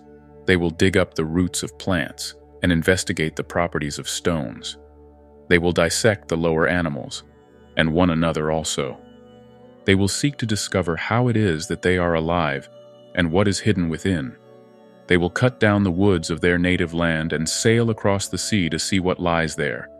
They will dig mines and search the uttermost depths of the earth.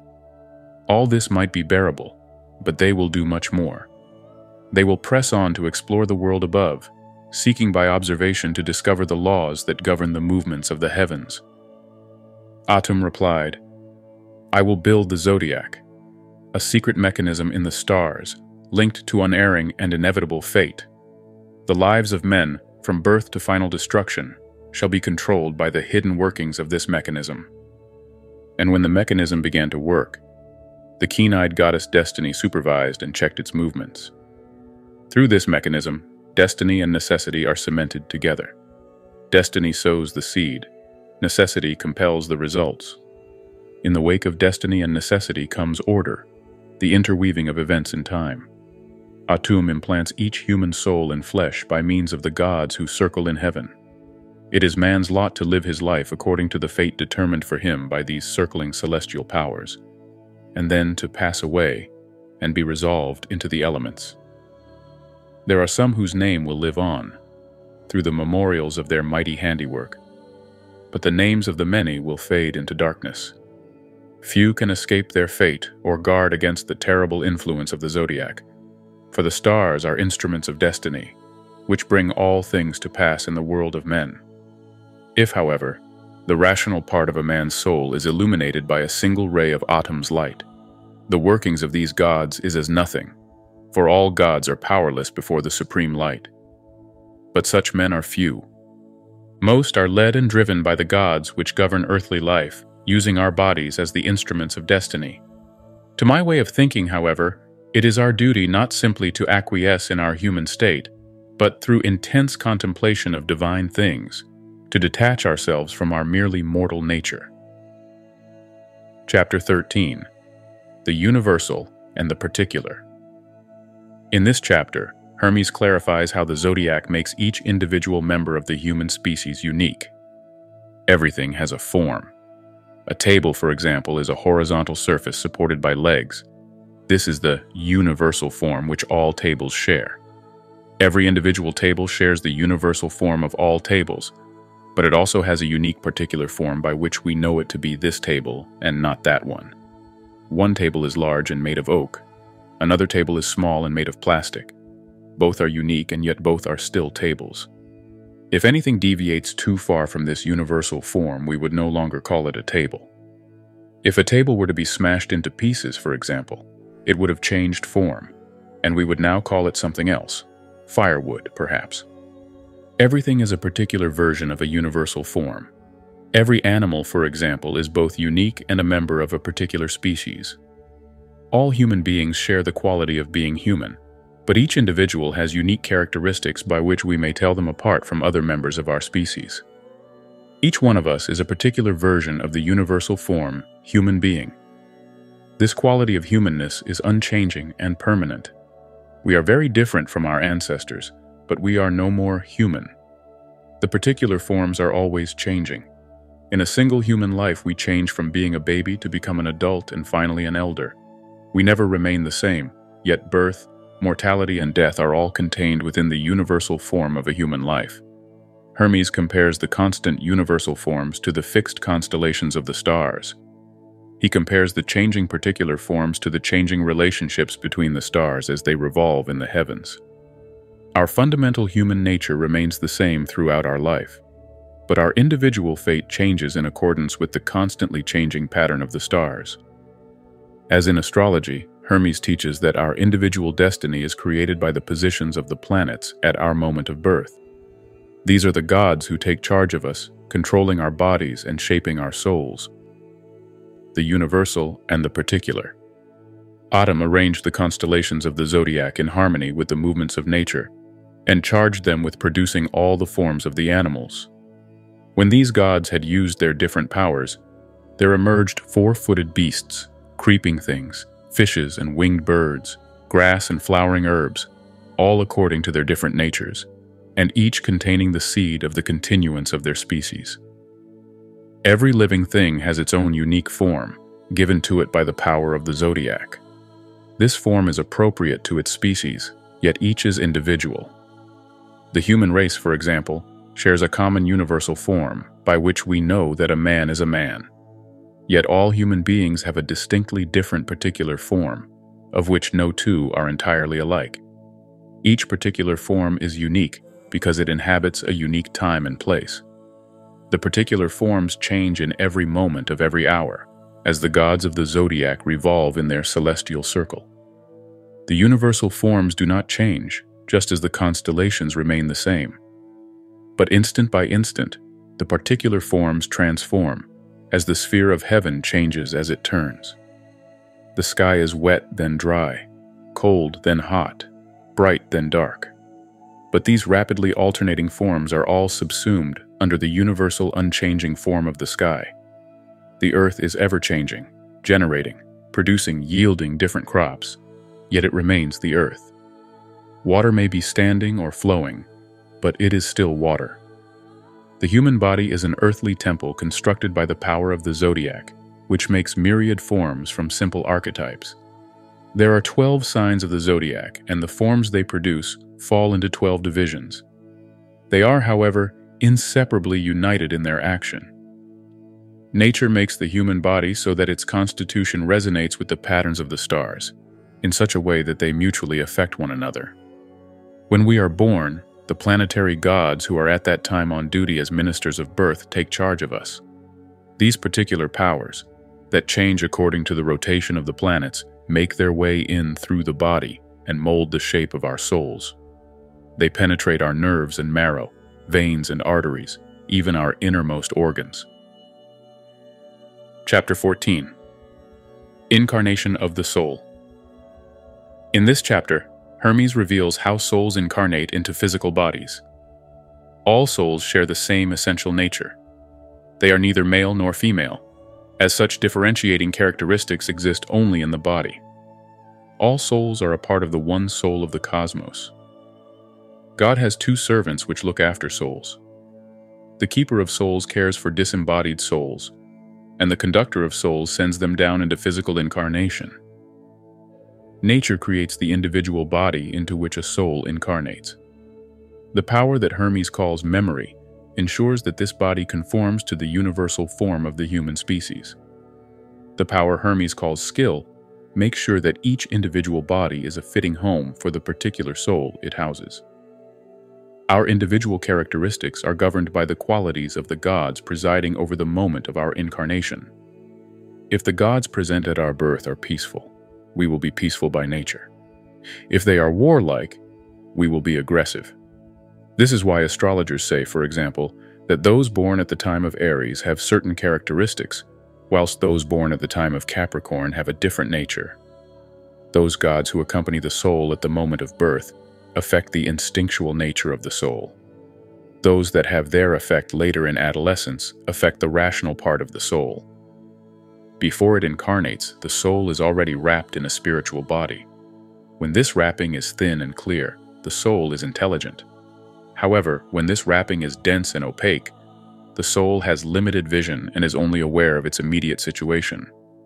As a soul sinks into incarnation, it forgets its own nature and takes on the qualities of the gods who have shut it into a human body. Hermes describes a vision of disembodied souls about to make their journey into a physical form. They are filled with fear and horror at the fate which awaits them. They cannot bear the prospect of such imprisonment. Incarnation of the soul. All souls are parts of one soul, which is the soul of the cosmos. Souls all have one nature. They are neither male nor female. Such differences of sex arise only in the body. In the world above, there are two gods who are servants of Atum's goodness, called the Keeper of Souls and the Conductor of Souls. The Keeper is in charge of disembodied souls. The Conductor sends down these souls from time to time into physical incarnation. Nature works alongside these gods, making mortal vessels into which souls are poured. Nature also has two assistants called memory and skill.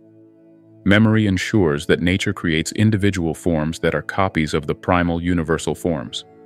Skill ensures that the individual frame is fashioned in conformity with the soul which will embody it, seeing to it that lively souls have lively bodies, sluggish souls have sluggish bodies, powerful souls have powerful bodies. The soul, which is spiritual, has its own wrappings, which are also spiritual. These are coats made of air. When such coats are thin and transparent, the the soul is intelligent. When they are dense and muddied, like the air in stormy weather, the soul cannot see far, but is only aware of its immediate predicament. The differences in character of the pharaohs are not determined by the nature of their soul, for all kingly souls are godlike, but by the gods that escort the soul into incarnation. Souls of such quality, that incarnate for so high a purpose, do not descend without attendance, for divine justice knows how to assign to each his due, even when exiled from the happy land. When the soul is accompanied by warlike gods, this pharaoh will wage war. When the gods are peaceful, he will maintain peace. When they are musical, he will make music. When they are just, he will rule wisely. When they are lovers of truth, he will be a philosopher. For souls, by necessity, cling to the temperament of the gods who bring them down to earth. For when they sink into the human condition, they forget their own nature, and are conscious only of the disposition of those who have shut them in this mortal tomb. The forces which accompany the soul do not arrive together.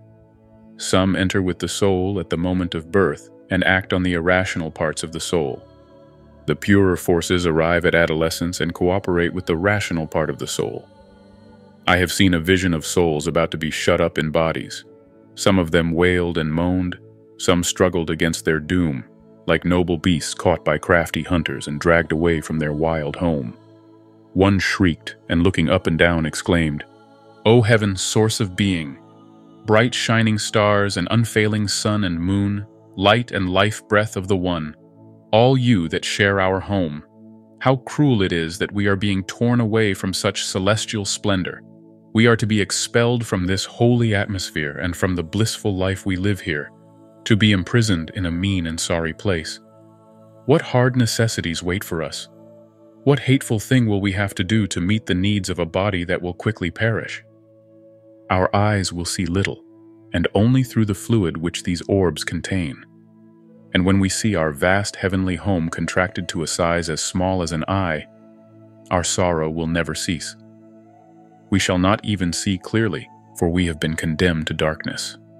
And when we hear our brothers and sisters blowing with the wind, we shall grieve that we are no longer breathing in unison with them." Chapter 15. Death and Immortality. In this chapter, Hermes explores the nature of death and the fate of the soul which survives it.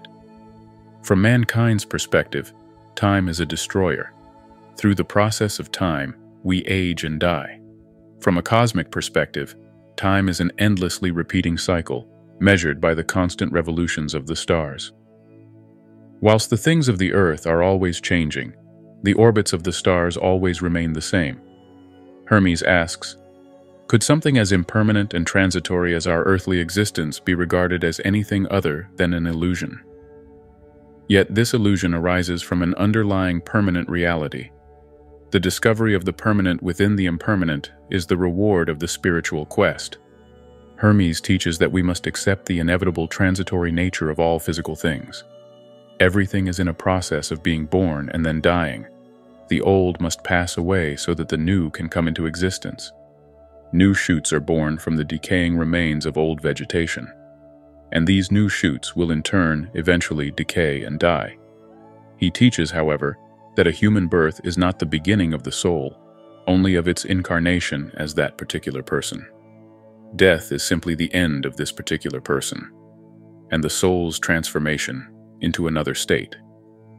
Death is just the discarding of a worn-out body. Most people are ignorant of this fact, and therefore needlessly fear death. After leaving the body at death, the individual soul is judged by the chief of the gods, to see if it is pure and honorable. Pure souls are assigned to a heavenly realm. Ignorant souls fall once again into the material realms and are reincarnated. A soul which during its earthly life has come to know God will have become all-mind. When it leaves the body, it takes on a body of light and is freed from all limitations. Such an enlightened soul has recognized that its essential nature is godlike, and on death it communes with God. It has run the race of purity and is now completely spiritual and divine. Such a soul has become a god. Death and immortality. The end of becoming is the beginning of destruction. The end of destruction is the beginning of becoming. Everything on earth must be destroyed, for without destruction, nothing can be created. The new comes out of the old.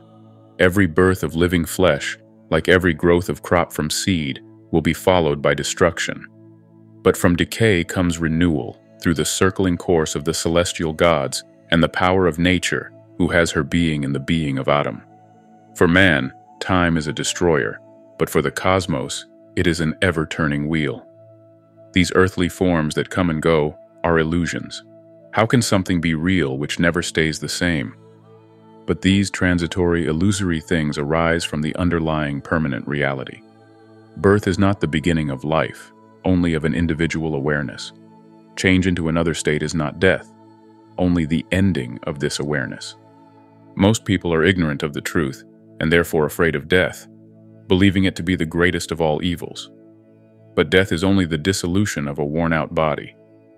Our term of service as guardians of the world is ended when we are freed from the bonds of this mortal frame and restored, cleansed, and purified to the primal condition of our higher nature.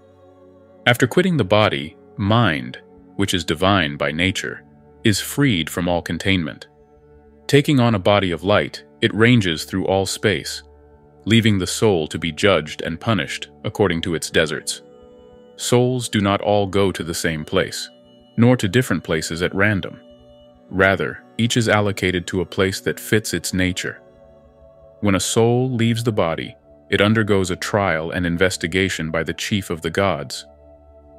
When he finds a soul to be honorable and pure, he allows it to live in a region that corresponds to its characteristics. But if he finds it stained with incurable ignorance, he hurls it down to the storms and whirlwinds, where it is eternally tossed between sky and earth on the billowing air.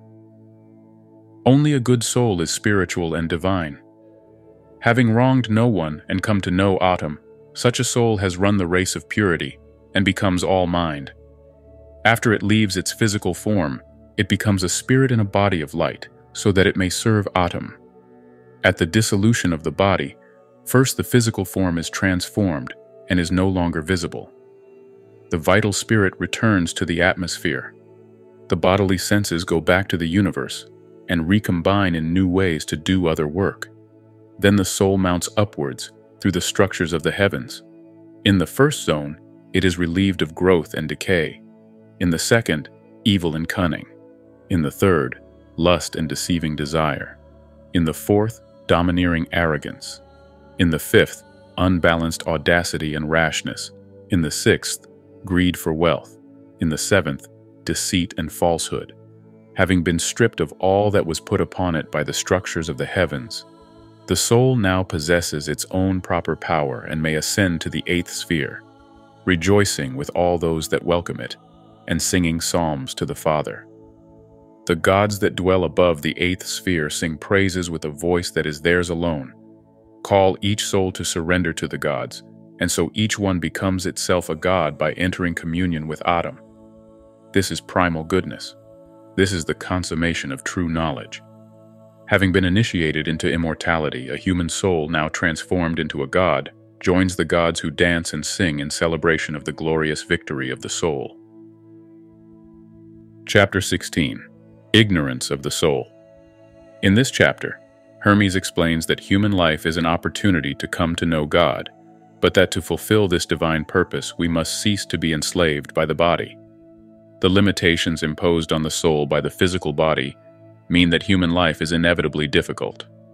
But our hope of eternal life rests on how we live our present lives. Earthly existence is an opportunity to train the soul so that at death, it does not lose its way but travels straight to heaven. Everything material, even our own body, is foreign to our essential spiritual nature. Unfortunately, we become so caught up with the transitory sensual pleasures of life that we are unaware of our eternal soul. The body should be the slave of the soul, not its master. Hermes assures us that there is a way to free ourselves from the torments of life. These, he tells us, are simply caused by our own ignorance. He exhorts us to free ourselves from our enslavement, develop our inner vision, and use the power of our mind to experience the mind of God. Why give yourselves to death when you could be immortal? He asks. Hermes assures us that the haven of peace awaits those who rise to his challenge. Man is made in the image of God, and can therefore rise to become one with God. Only like can know like. It is our fear that separates us from the truth, our lack of belief in ourselves that binds us to the earth. Man has the power to ascend into heaven, and yet crawls on his belly through the dust. In Hermes' eyes, mankind's greatest error is that he has the power to know God, and yet does not use it. Simply wishing to know God is enough to set us on the road to enlightenment. The spiritual path is not difficult, for as we awaken from our ignorance, God comes to us. At times and places where we least expect it, suddenly we are aware that God is with us. The end of the spiritual journey is the realization that He is everywhere and everything. Ignorance of the soul. It is impossible to be permanently happy while attached to a body.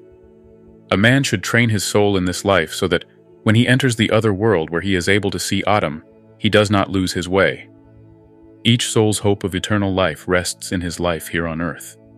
But many cannot believe this, seeing it as an empty story to be laughed at. For the possessions of this life are too pleasant, and such pleasures grip the soul by the throat, holding it down to earth. Our possessions possess us. We were not born with possessions, but acquired them later. Everything a man uses to gratify his body is alien to his original godlike nature. Not only possessions, even the body is foreign to our true self. The mind of the cosmos is known through thought alone. A soul with no inner vision is blind to ATUM's goodness, tossed by the sea of passions which the body breeds.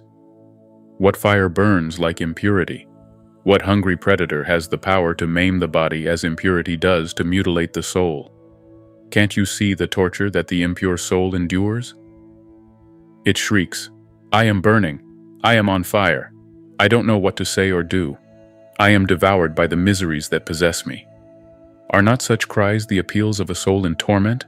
Such a soul bears the body like a burden, as its master, not as its slave. Tear off this cloak of shadows, this web of ignorance, these shackles of decay, this living death, this conscious corpse, this portable tomb, this robber in the house, this enemy that hates all that you love, this garment that smothers you and holds you down. Ignorance floods the land. Its currents sweep you away. Don't be borne downstream. Make use of the backflow. Seek the safe haven of liberation. Anchor there and find a guide to lead you to the house of knowledge. There you will see with the heart the brilliant brightness. If you shut your soul up in your body and demean yourself, saying, "I cannot know. I am afraid. I cannot ascend to heaven," then what have you to do with ATUM? Wake up your sleeping soul. Why give yourselves to death when you could be immortal? You are drunk with ignorance of ATUM. It has overpowered you, and now you are vomiting it up. Empty yourselves of darkness and you will be filled with light. There is no greater mistake than to have the power to know ATUM and not to use it. Simply wishing and hoping to know Him is a road that leads straight to goodness. It is an easy road to travel. Everywhere ATUM will come to meet you. Look, and He appears, at times and places when you least expect, while you are awake or asleep, when you travel by water or land, by night or by day, whilst you are speaking or silent. This is because ATUM is all. Chapter 17. Knowledge of ATUM. In this chapter, Hermes teaches us how to attain knowledge of God. This, he declares, is the very purpose of human life. Only like can truly know like, so to know God we must become like God. To do this, Hermes advises us to imagine ourselves in all places at all times, to embrace all opposites, to know we are immortal, to see ourselves as still in the womb and yet already dead. By expanding our consciousness in this way, we can merge with the mind of God. Mind is the immortal part of a human being. It is the divine light which emanates from God. Of all living things, human beings alone have this divine quality, which gives them the potential to know God. Such knowledge is not intellectual opinion. Opinion is only a dim reflection of knowledge. Knowledge is a direct experience of the truth. It is certain and immediate. An enlightened being does not have opinions about God. He is one with God. The experience of mind is like a prize that may be won by human souls. God wants us to immerse ourselves in mind, and so become wholly divine. Yet those that do are thought mad by the mass of ignorant people. They are laughed at, despised, and even put to death. As history shows, this has often been the fate of the wisest saints and sages, such as Socrates and Jesus. Knowledge of Atum. To know Atum, you must share his identity, for only like can truly know like. Leave behind the material world, and imagine yourself immeasurably expansive. Rise out of time to eternity. Believe that for you nothing is impossible. See that you are immortal and learned in every art and science. Be at home in the haunts of every living creature. Make yourself higher than the highest and deeper than the depths. Embrace within yourself all opposites, heat and cold, hard and fluid. Think yourself everywhere at once, on land, at sea, in heaven. Imagine yourself unborn in the womb, yet also young and old, and already dead, and in the world beyond the grave. See that everything coexists within mind, all times and all places, all things of all shapes and sizes. Then you will know Atum. If it is possible to talk of the substance of Atum, then mind is the very divine substance, although only Atum knows its precise nature. Mind is not separate from Atum, but emanates from him like light from the sun. In human beings, mind produces divinity. Through mind, some become godlike, for as Osiris teaches, gods are immortal men, and men are mortal gods.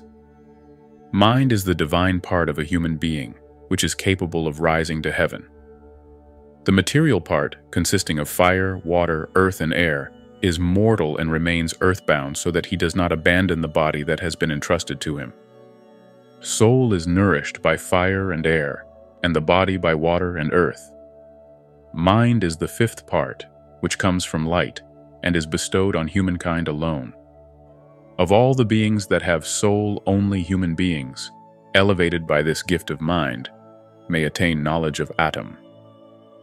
Such knowledge is not opinion, which is only a poor copy of knowledge, an echo in comparison with a voice, the dim reflected light of the moon compared to the brilliance of the sun. Mind and speech are great gifts that Atum bestowed on humans alone.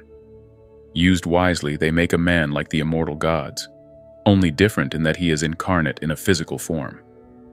When he leaves behind this body, mind and speech will be his guides, leading him to join the company of gods and other souls that have attained the supreme bliss. Other creatures have voice, but not speech.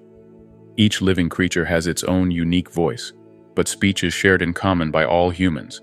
Humankind is one and speech is also one. It is translated from tongue to tongue, yet whether in Egyptian, Persian, or Greek, the meaning remains the same. This is because speech is an image of mind, and mind is an image of Atum. By Atum's will, mind is like a prize that human souls may win.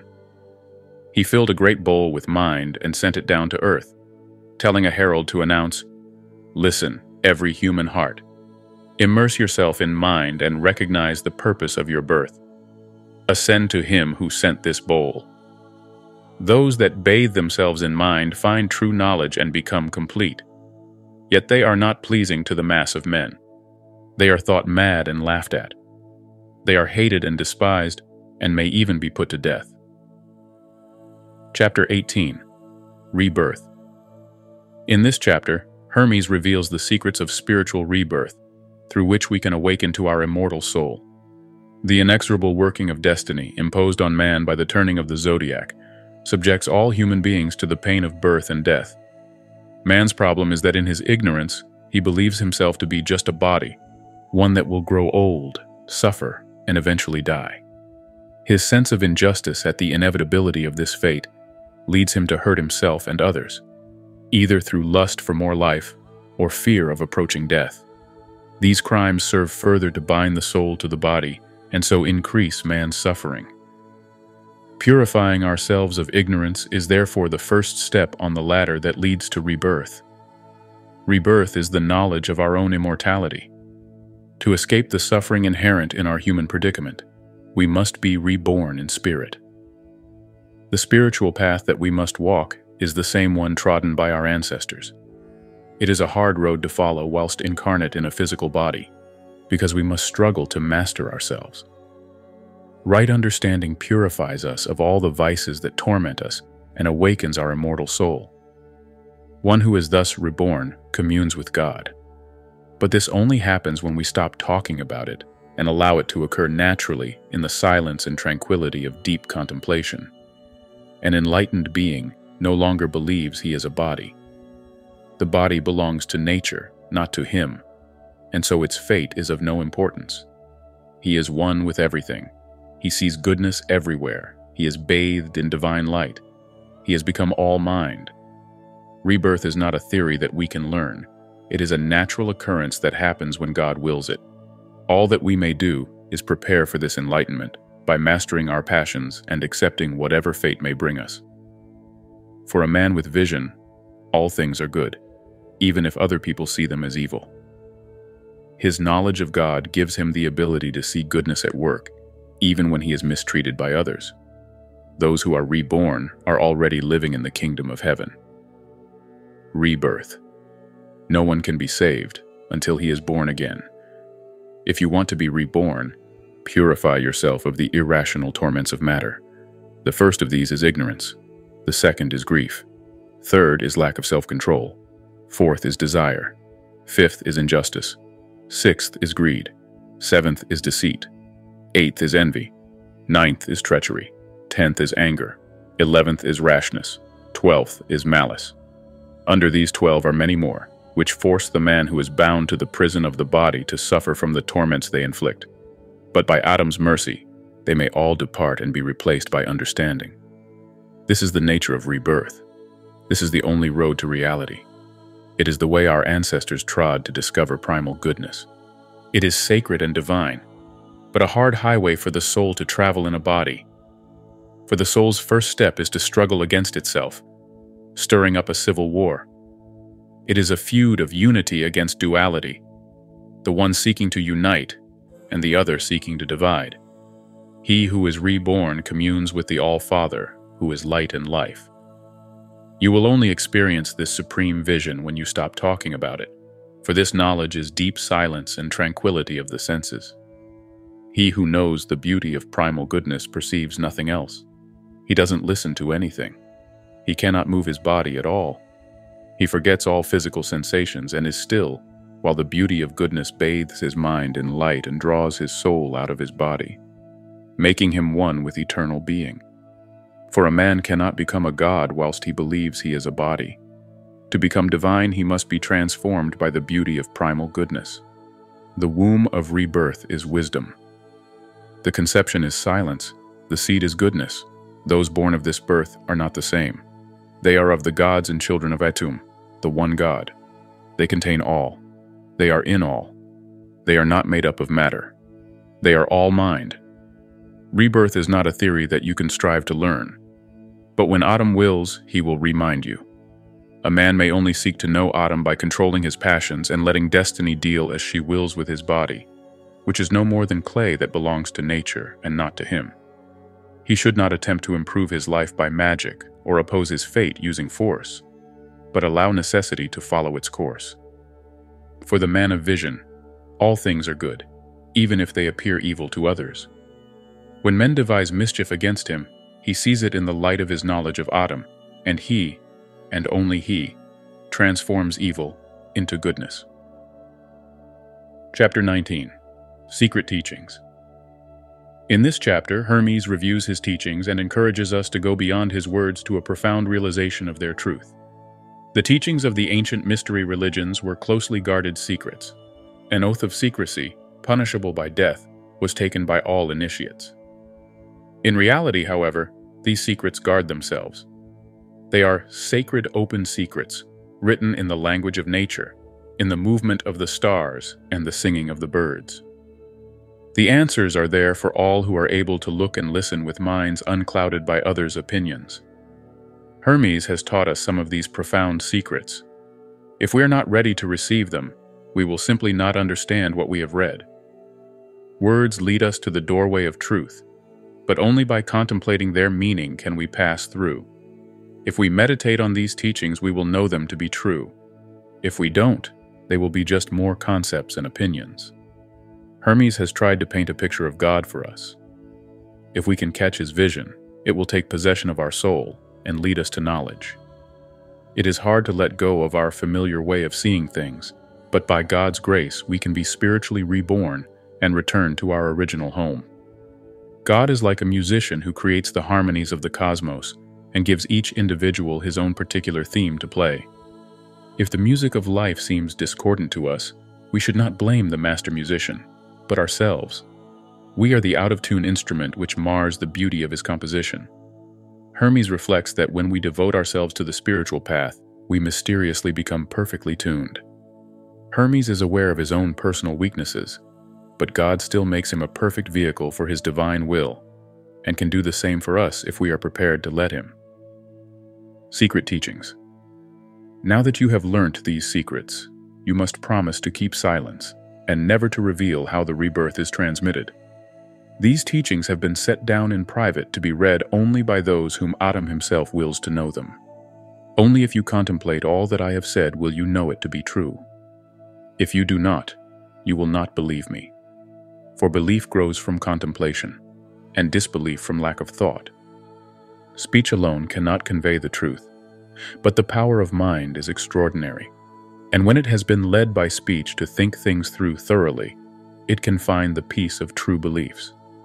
Only if grasped by thought, in this way, will my teachings be understood. I have, as far as is possible, painted for you a likeness of ATUM, which if gazed upon with the eyes of your heart, will lead you to the upward path.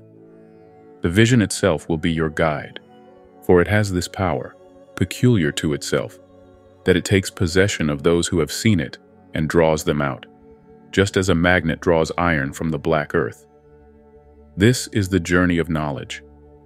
Speed towards this knowledge, for although it is hard to let go of the familiar and return to the old home from which we originated, ATUM's grace never fails, and there is no end to his bounty. He is by nature a musician who composes the harmony of the cosmos and transmits to each individual the rhythm of their own music.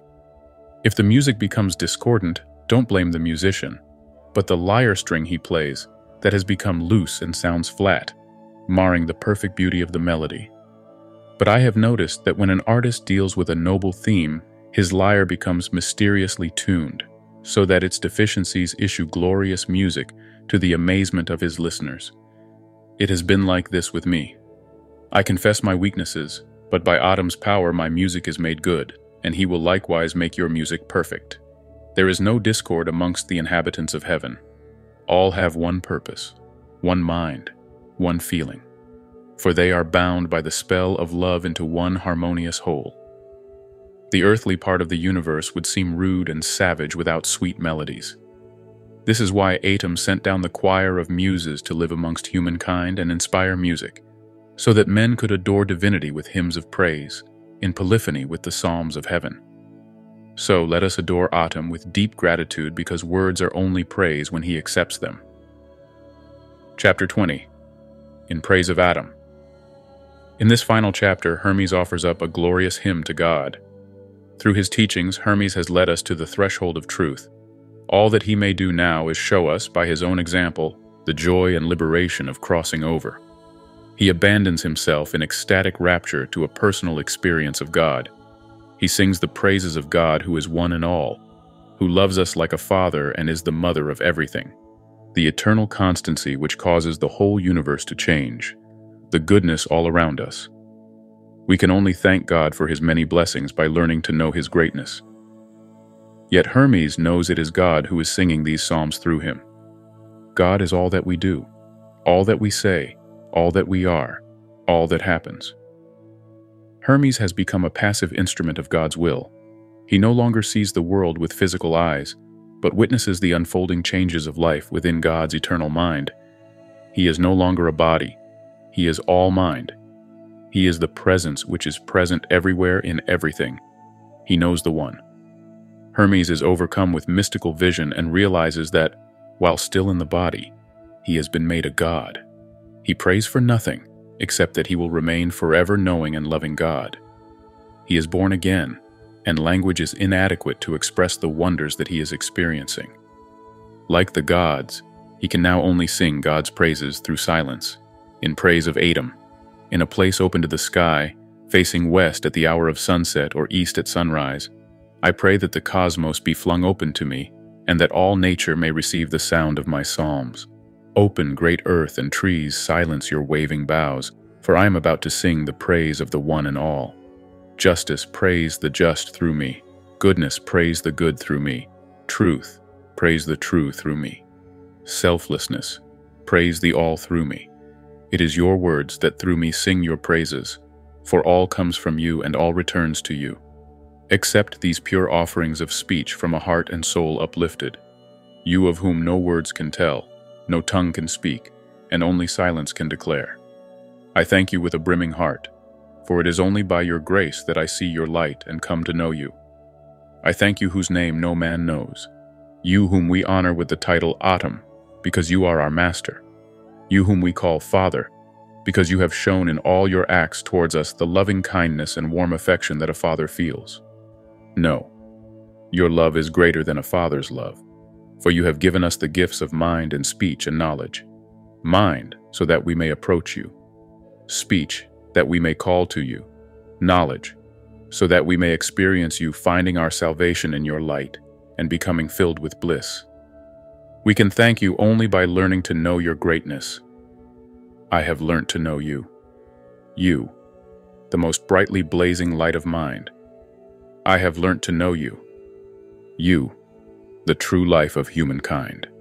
I have learnt to know you. You, the prolific all-womb which impregnates itself. I have learnt to know you. You, the eternal constancy which stands unmoved and causes the whole universe to revolve. Who can speak about you? Who can speak to you? Where shall I look to praise you? Upwards or downwards? For you are space in which all things are contained. There is no place but you. All is in you. What offering can I bring you? For you are all things. You give everything and receive nothing. There is nothing that you lack. For what shall I praise you? For the things you manifest or the things you conceal? How shall I sing to you? Am I my own? Have I anything which is mine? Am I other than you?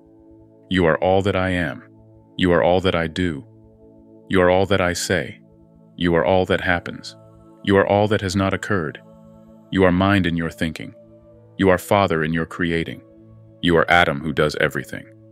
You are primal goodness everywhere. You have revealed your being, and I am overcome. While I am still in the body, you have made me a god by the gift of your eternal life, and I am filled with joy. With these words of praise, I adore you who alone are goodness.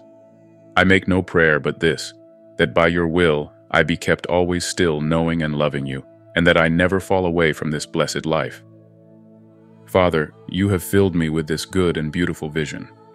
My mind's eye is almost blinded with splendor, more penetrating than visible light, yet so full of immortal life, that it does not hurt or harm me. By your mercy, a form has been fashioned within me which is not made of matter, and I have entered into an immortal body. I have been born again in mind, and the bodily shape I had before has left me. I am no longer an object, tangible, colored, with spatial dimensions. I am alien to all that is seen with bodily eyesight. To such eyes, I am no longer visible. I am your instrument. Mind is your plectrum, and your wisdom plucks music from me. I sing a song of my soul, for your love has reached me. You have made me a new being, and I no longer see with bodily eyes, but witness with mind. When a man is born again, he is not a body of 3 dimensions. He is all mind.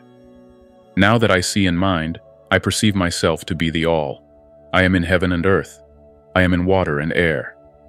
I am in beasts and plants. I am a newborn babe. I am still in the womb. I am yet to be conceived. I am the presence which is present everywhere. I see incredible depths. How can I describe this vision? With my mind I see mind. I know the one that wakes me from forgetfulness. I see my soul. I'm afraid to speak. I have found the source of the power of all powers that has no beginning. I see a fountain bubbling with life. I am mind. I have seen. I have found that which I seek. I know peace in your purpose. By your will I am born again. Language is inadequate. The gods sing a hymn of silence, and I am silently singing. The end.